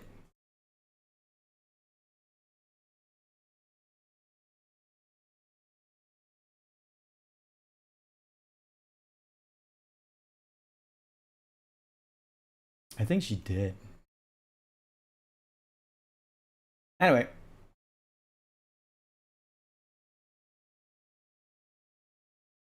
a lot of great VAs on that entire show. Honestly, yep. Keith Ferguson as Blue is really funny because when I look at his resume, he plays a lot. Yeah, I know. Keith Ferguson has a really deep voice, and then you hear Blue. It's really freaking awesome.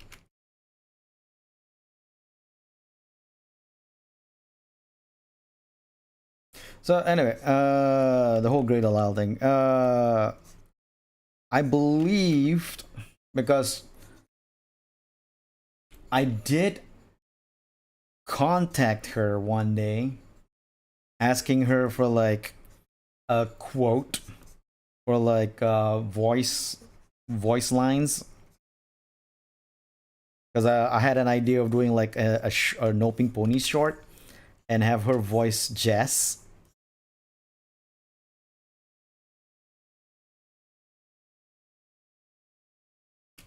And I believe after I did that, this is back then on Twitter, by the way. Hey, classy cosplayer, thanks for the raid. It's okay, you don't have to apologize, classy. No apologies needed.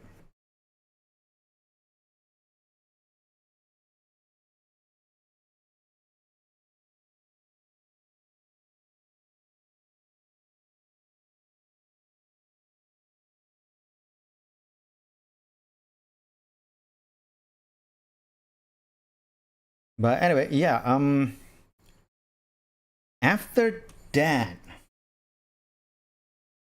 she did, if I'm not mistaken, follow me on Twitter. After I messaged her on Twitter, asking about that quote, but I don't think she has a Twitter anymore. I was looking for it. I don't see it, so I don't think Grey Delisle has a Twitter anymore.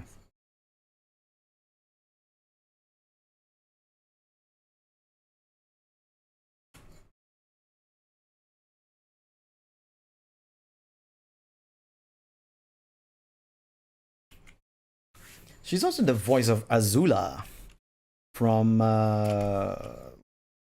Avatar: The Last Airbender.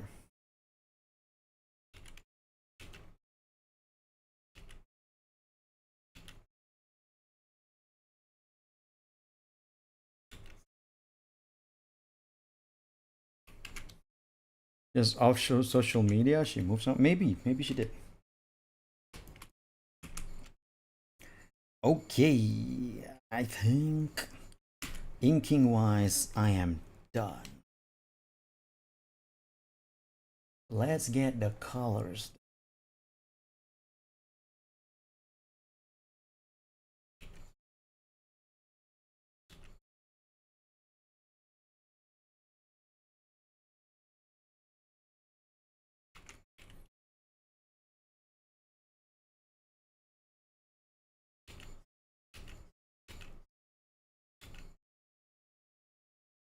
Of course, I doubt she still knows me.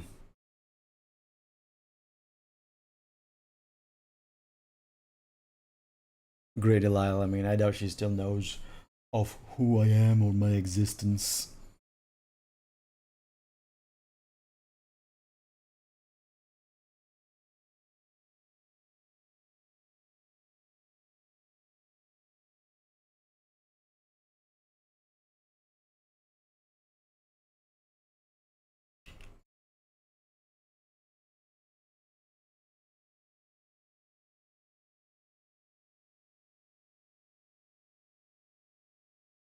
Fairmont, yep.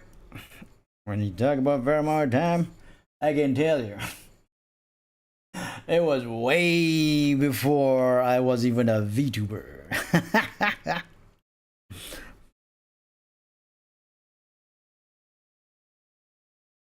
Did I tell you that No Pink Ponies, my online comic, has been around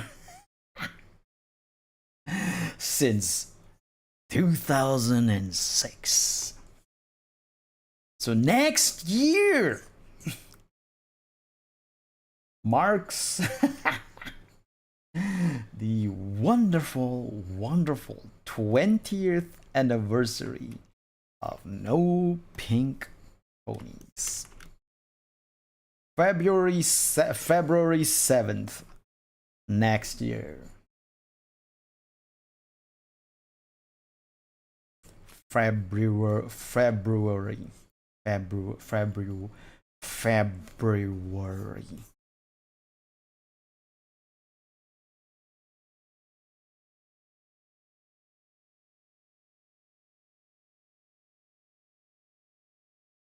Man, that's crazy now to think about it. My online comic has been 20 years old. That's crazy.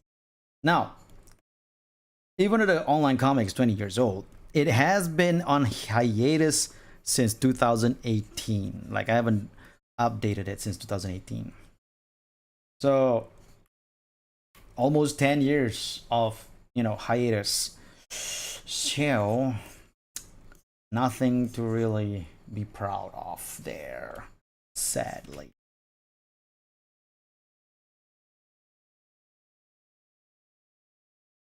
I really should get back to it though.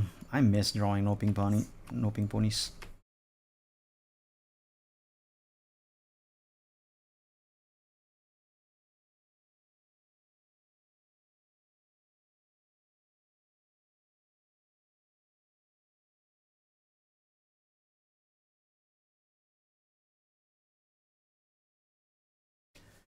Should get back to it one of these days and enjoy myself.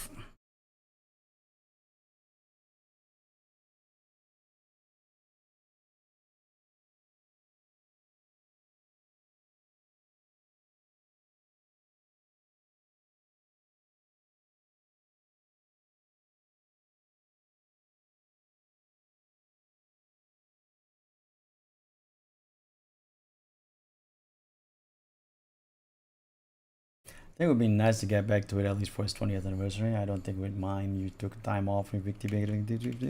Well, here's the thing. I don't have to take time off from my VTuber activities to work on No Pink Ponies. I could do it at the same time. As in, draw the comic on stream and stuff like that.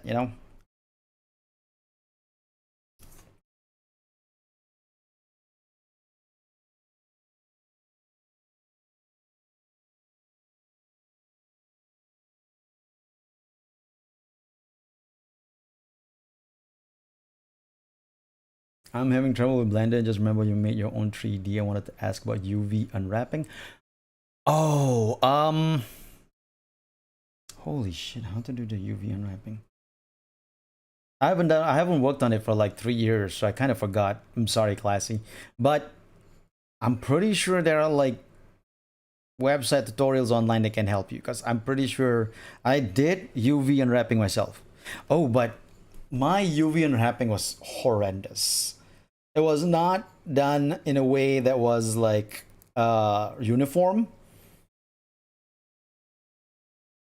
So, and this is something I learned after I finished the whole thing.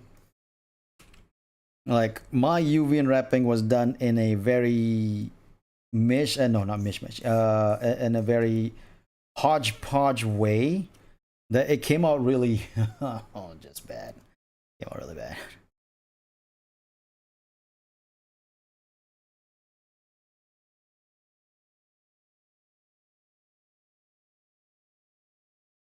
I it doesn't seem like it's bad on the model. But if you see my UV, the way I did my UV textures, you're gonna go like, wow, this guy knows nothing about what he's doing.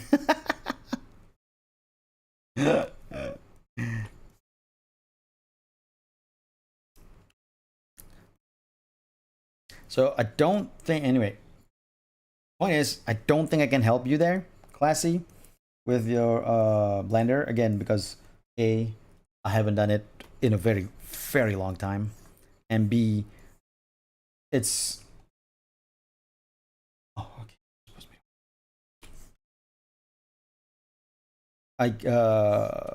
What I did for mine was just not something that people should follow.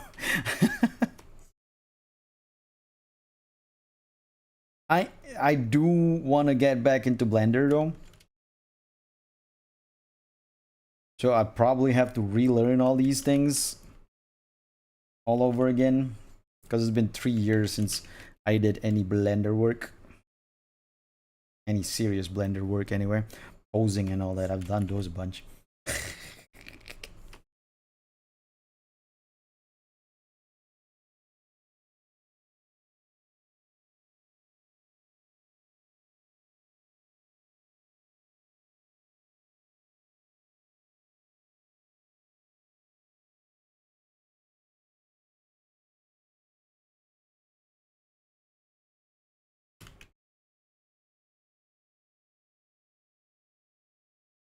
So sorry I can't help you in a more detailed way, but I did learn it from a video on YouTube. So you might have to find those. Oh man, I can't remember where that video is to either. Dang, it's been 3 years. It's been too long.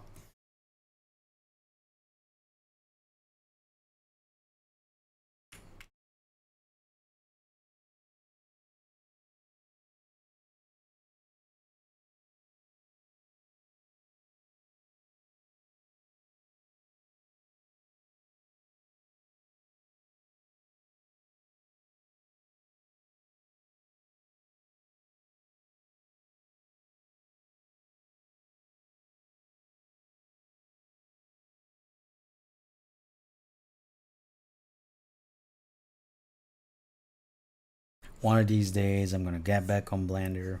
I'm gonna finally do, you know, my new model.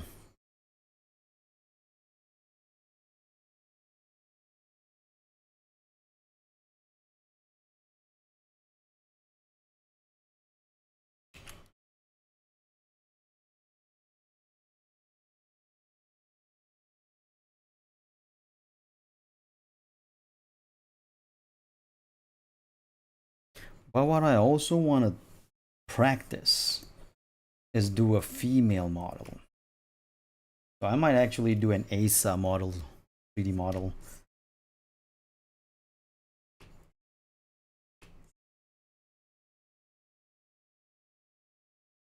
So we might get an ASA 3D soon.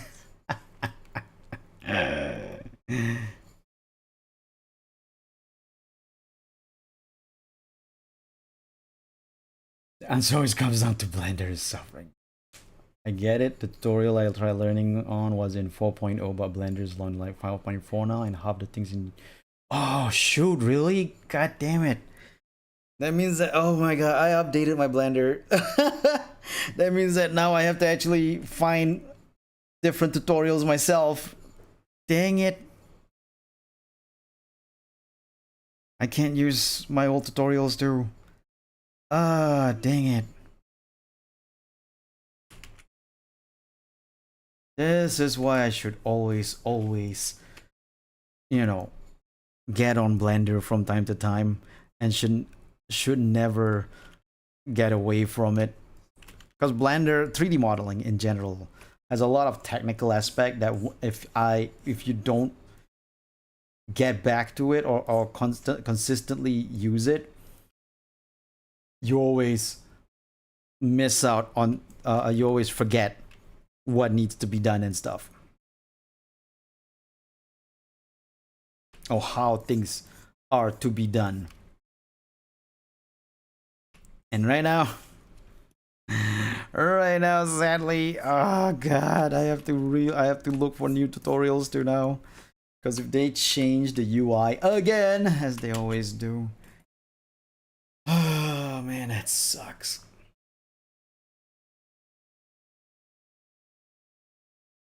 Join your anniversary comic on stream for the content. Exactly. Something try to fire. You know, be the ideal model to practice. No, not Asu. Asa. I'm talking about Asa, the female version of me. You know, updates breaking everything. Everyone's favorite. Exactly.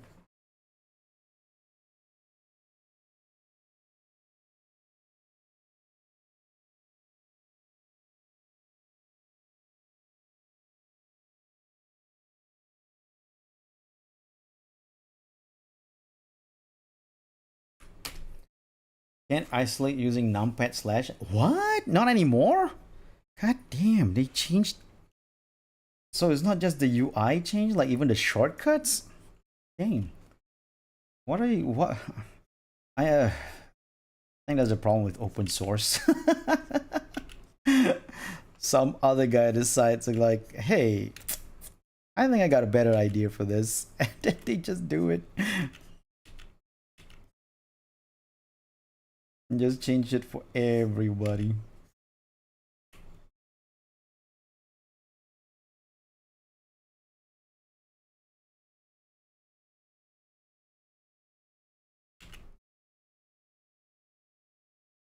That's the thing. Why are they changing the shortcuts?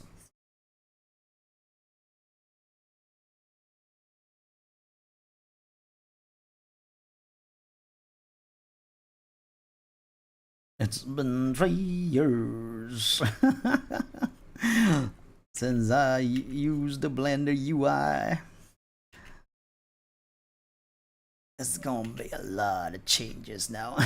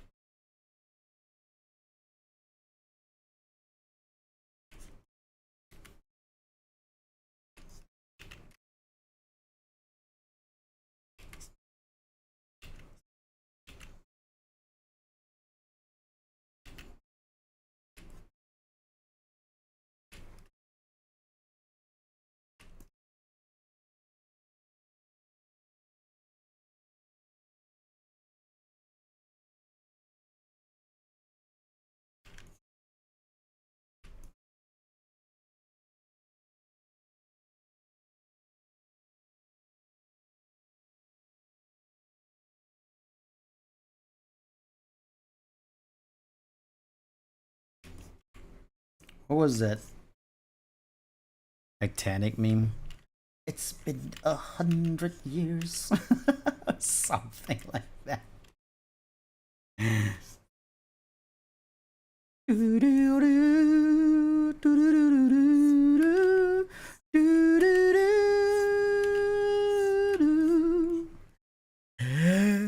Every time I see you, I feel you.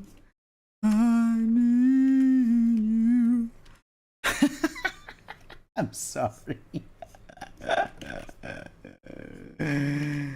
I can't help.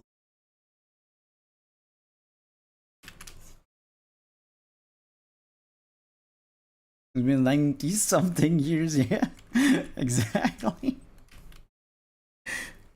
One thing, you don't mess in technical software. Exactly, the shortcuts. Leave the shortcuts alone. The old keybinds were like 70 to 80% of the time. Some reason I can't isolate using numpad slash. That's, I mean, it's still, I mean, even if it's like working 90%, why do they need to change anything at all? Like keep the shortcuts as it is.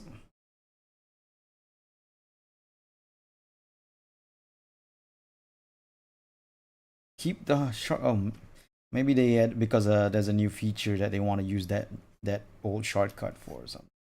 but still, kinda sucks when they do that.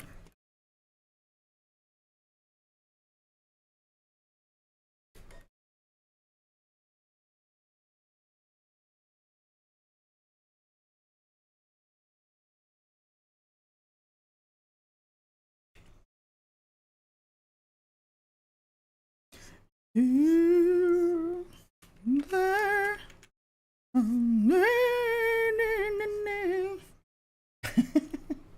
I believe and the heart will go on.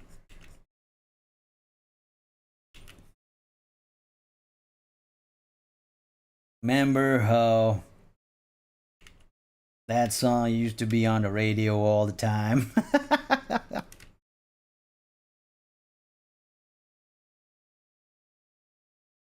You can't pass a day without that song being played on the radio. Back in 1999. It was painful. It was painful.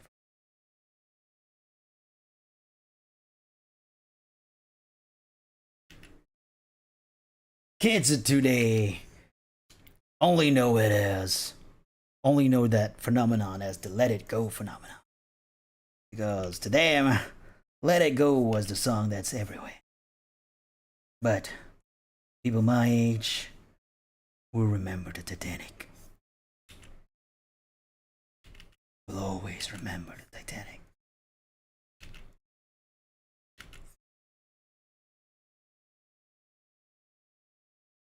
Really miss the AMP sometimes? Yeah, me too.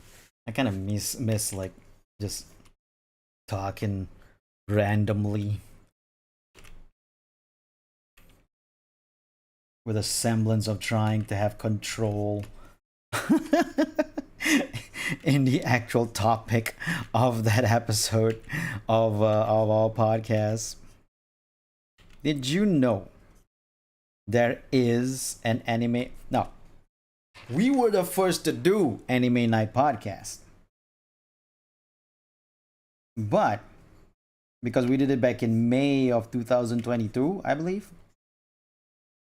But in July of 2022, I found out, same year, just a couple of months later, there is another Anime Night podcast that popped up on the Spotify,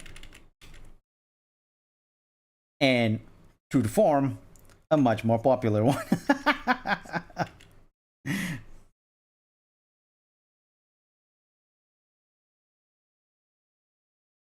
Now, why did I say true to form? I mean by true to form, true to form to my life. Like almost anything I do, there's always a better one that's much more popular than whatever I do.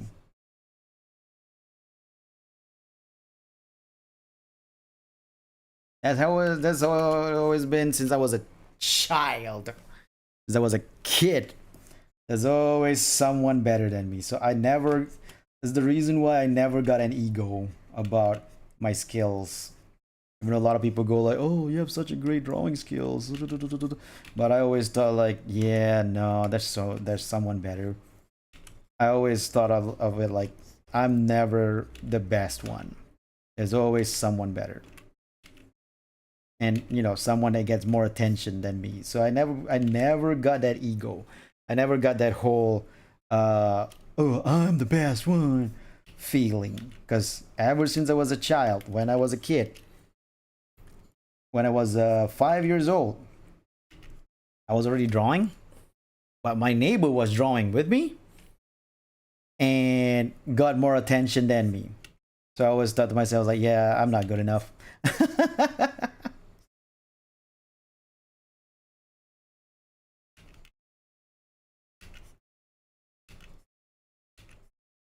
the bright side is that because of that, I never get the ego.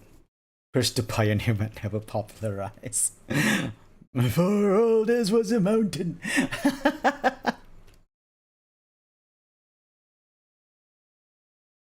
the bright side, I never, because of that, I never got an ego. So I never thought of myself as like a great artist or someone to revere. I just thought of myself as just, I'm just someone who's there, who draws from time to time, and people might like my drawing, but never the best.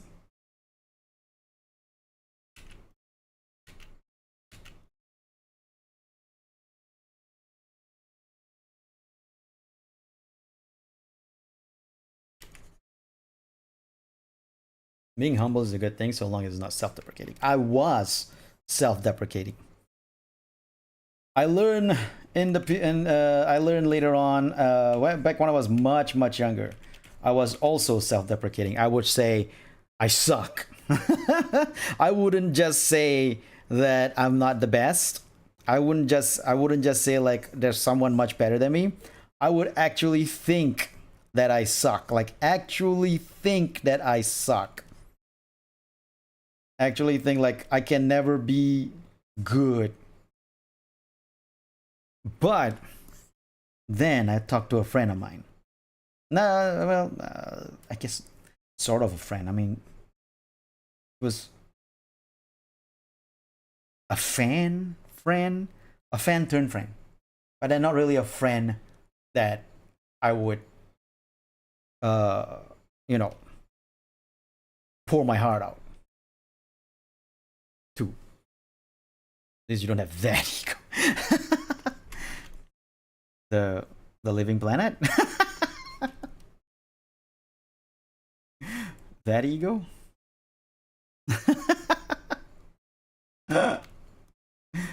Ego, the living planet. But anyway, that friend of mine, friend of mine, really liked my artwork, like to the point that he said that to him I was the best artist that ever existed. And it was weird to me. I've never really had that kind of like adulation before from anyone in my life. But one of those days, I drew a drawing, and then I said like, and then my friend was like, "This is really good," and I'm like, "Nah, I kind of suck. It sucks. It's not good. It's not good." And then he sort of like got not mad, but in the light scolding way, put me in my place about like my self-deprecation, and goes like, I really think you're good. I really think you're good.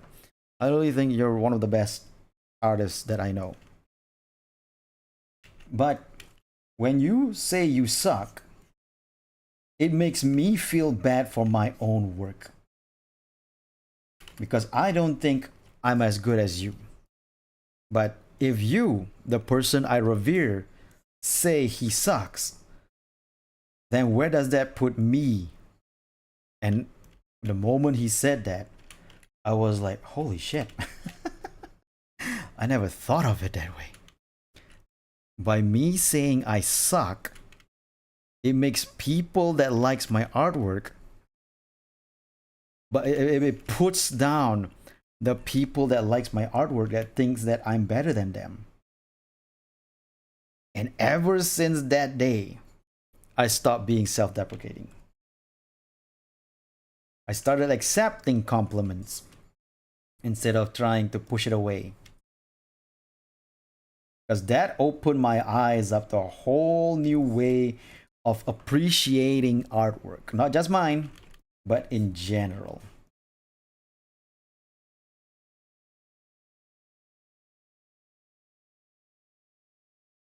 And that's why ever since then, I would tell people, don't say you suck when people tell you that that they really like your artwork. Just say thank you, accept the compliment, and then just You can internally think you suck if you want to, but then just know that for a fact, people think your artwork is good, and accept that. There is good in accepting that.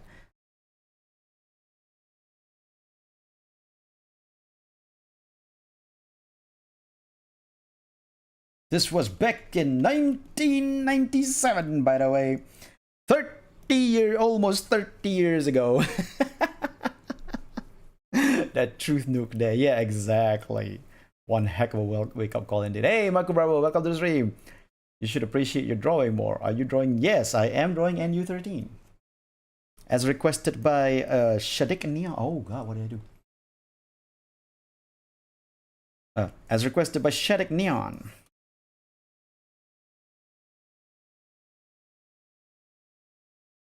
It is a hell of a wake-up call, that's for sure.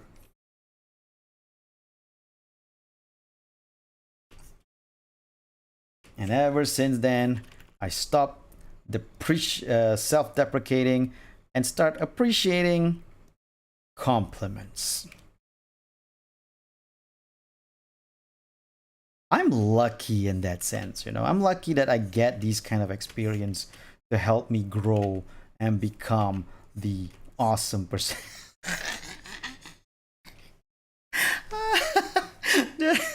I'm sorry, I can't glaze myself. Even when I try to joke glazing myself, I just break. Anyway, I'm lucky that I get these kind of experience to grow into a person that can appreciate like good things without having to really like be depressingly self-deprecating. Because I had a friend who was a huge, this is after I learned about the whole don't self-deprecate myself thing,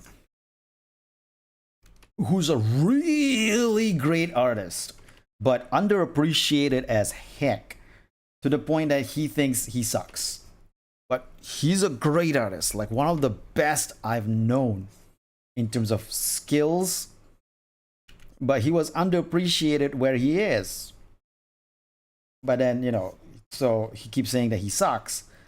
Then I told him the same thing about what my friend said, about that friend said. And then after that, he sort of accepts it as well. Like, it's okay to think you suck, but don't deny compliments from people, because those people are complimenting you because they appreciate what you do. So instead of denying what those people are appreciating, accept it.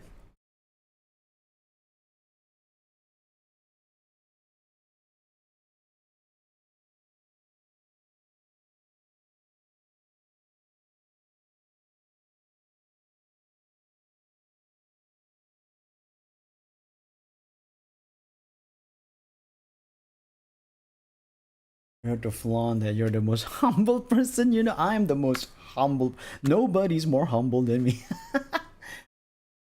Do I suck at drawing? I don't know. There's room for improvements. Like, never really think you suck at drawing, right? Because once you start thinking you suck at drawing, you'll never improve yourself. The best way to improve oneself is to accept that there's always room for improvements. I just realized that I'm missing the lower part of her leg.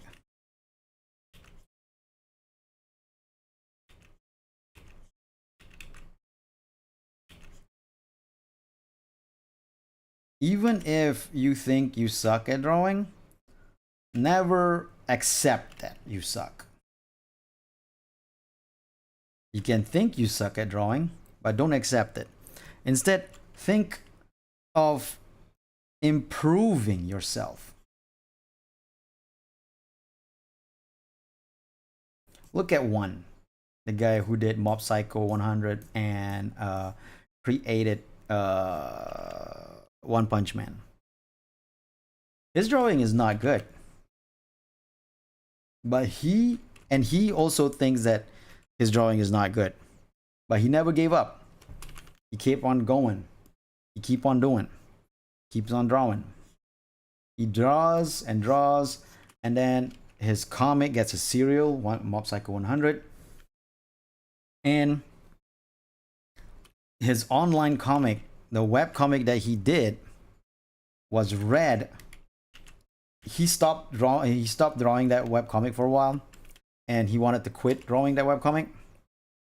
But then it was read by a really famous artist, Ryusuke Mita. No, not Ryusuke Mita. iShield 21 guy. Hold on, I need to find his name. iShield 21 is drawn by Yusuke Murata. That's the name. Yusuke Murata. It's read. The online comic was read by Yusuke Murata. He is the artist of iShield 21. And then Yusuke Murata find out that this guy stopped drawing the webcomic. And then he was like, hey, what about if you continue to write it, but I draw it instead? And thus born One Punch Man. So in other words, do not put yourself too low in terms of like whether or not you suck. You can think it, but just don't dwell on it. Instead, try to find a way to keep improving, keep getting better and better. Because that guy, even though he stopped drawing that webcomic for a while, he did keep on drawing. And then it was found by Yusuke Murata. If he had stopped drawing when he thought he sucked, when he thought like, oh, I suck, I can't draw this anymore. I can't draw anymore, not draw this. I can't draw anymore. If he had stopped drawing when he thought he sucked, he wouldn't have come up with One Punch Man, and it wouldn't have been the cultural phenomena that it became.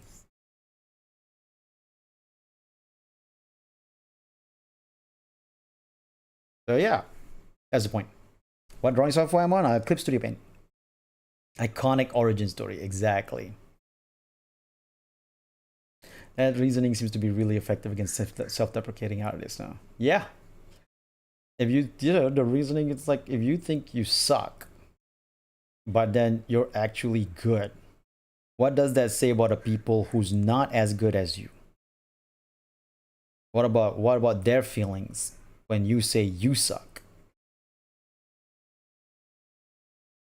I started laughing when I saw that stock image meme. It goes like, hotel counter, sorry, we have no rooms available. But my name is Improvement. So what? There's always room for improvement. That's hilarious.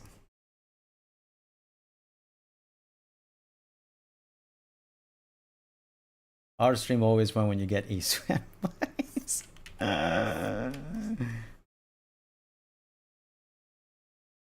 Only because I'm old.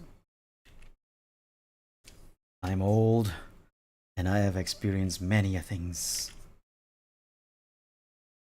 Oh man, this reminds me of like, I always thought my life was kind of boring, because I don't go out much. I don't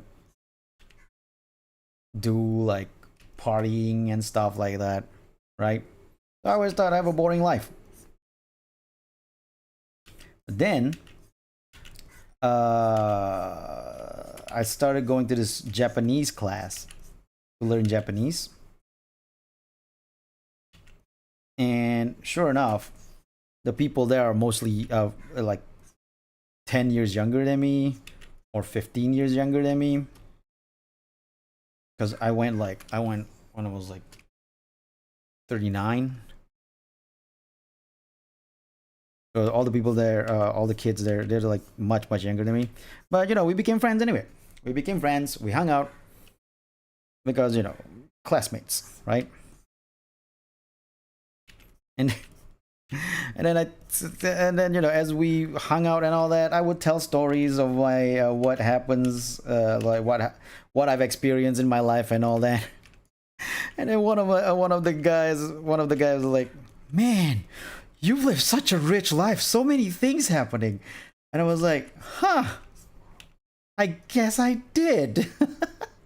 I always thought my life was kind of boring. I was like, "No, you have so many stories to tell." I was like, "I do have stories to tell." Huh, what a surprise. It's so funny.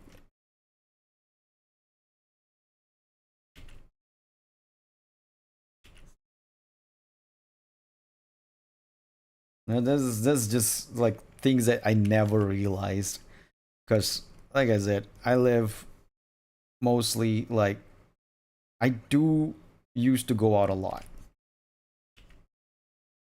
and I would not go out partying. Sorry, mind you, go out like meet up with friends, and we'd hang out and then go somewhere and do things and stuff like that.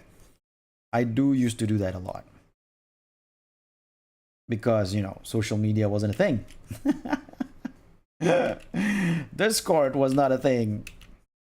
So I gotta get some social life going with myself.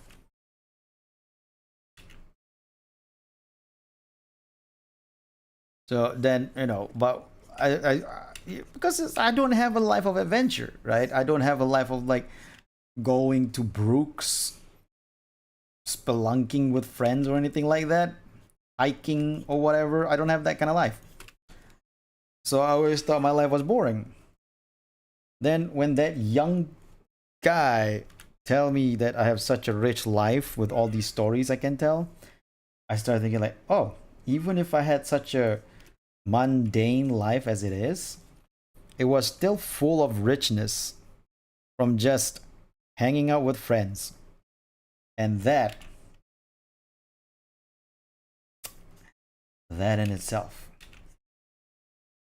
is what life is all about. I'm sorry, I just got stupid.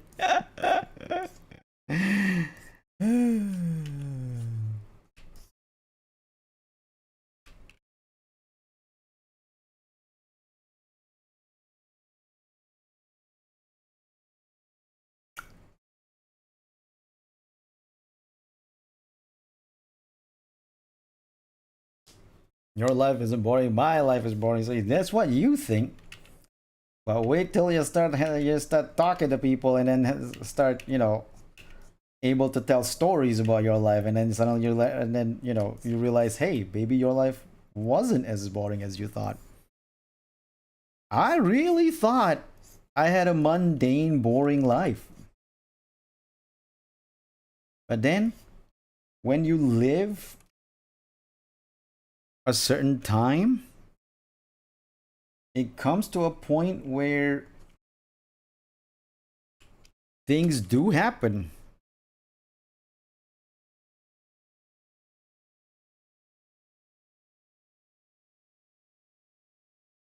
Oops. You just never realized it, you know?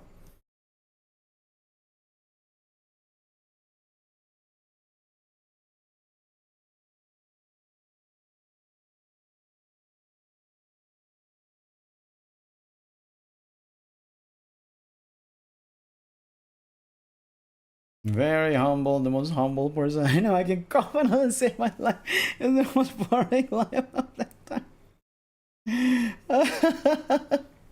I am a very, very humble person. There's nobody more humble than me. I am the humblest of them all.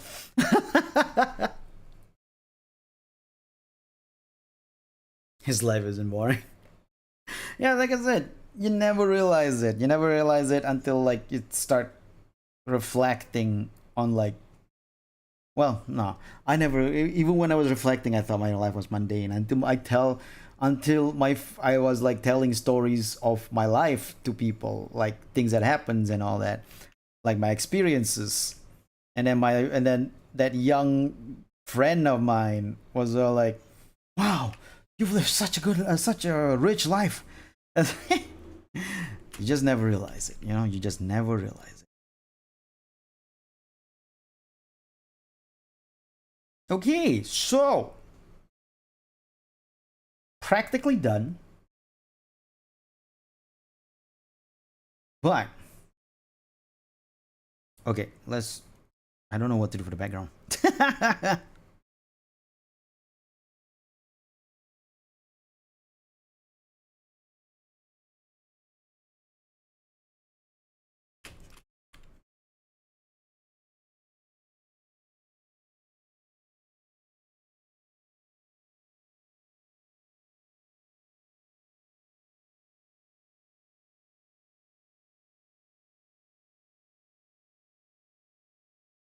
Linear burn. Linear burn.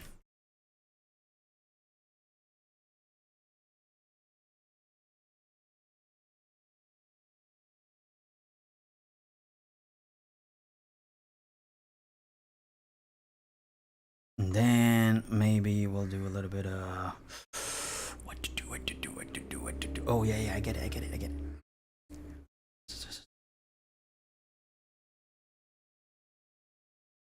Nope, wrong color.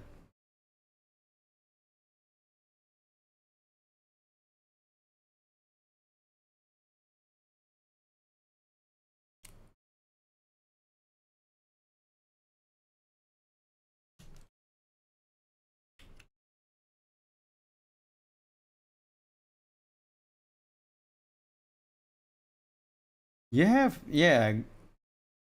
Sometimes you just have small adventures you never realize, you know?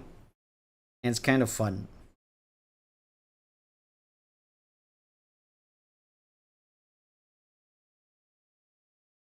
And, you know, life has its surprises.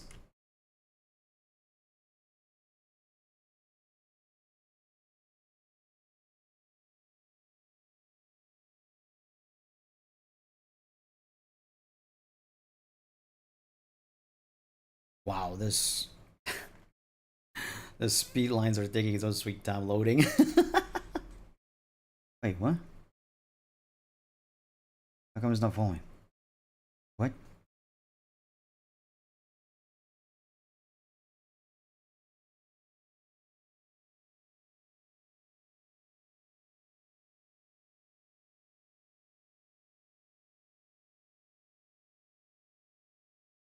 Wait, what? Oh, is it being rendered? It is being rendered. Oh, okay. I thought it wasn't following. And maybe some glow dodge. Yeah, there you go. No, wait. How about add glow? Oh, no, no, no. Glow dodge was good. There you go.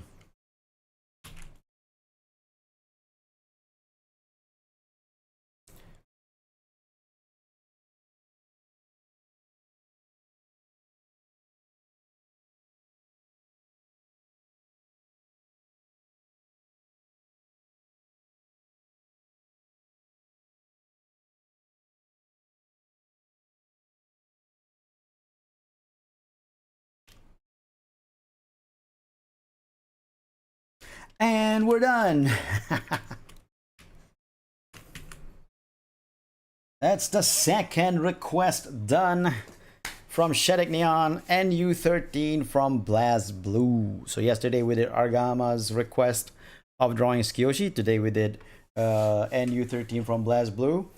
I'm not sure when my next drawing stream will be.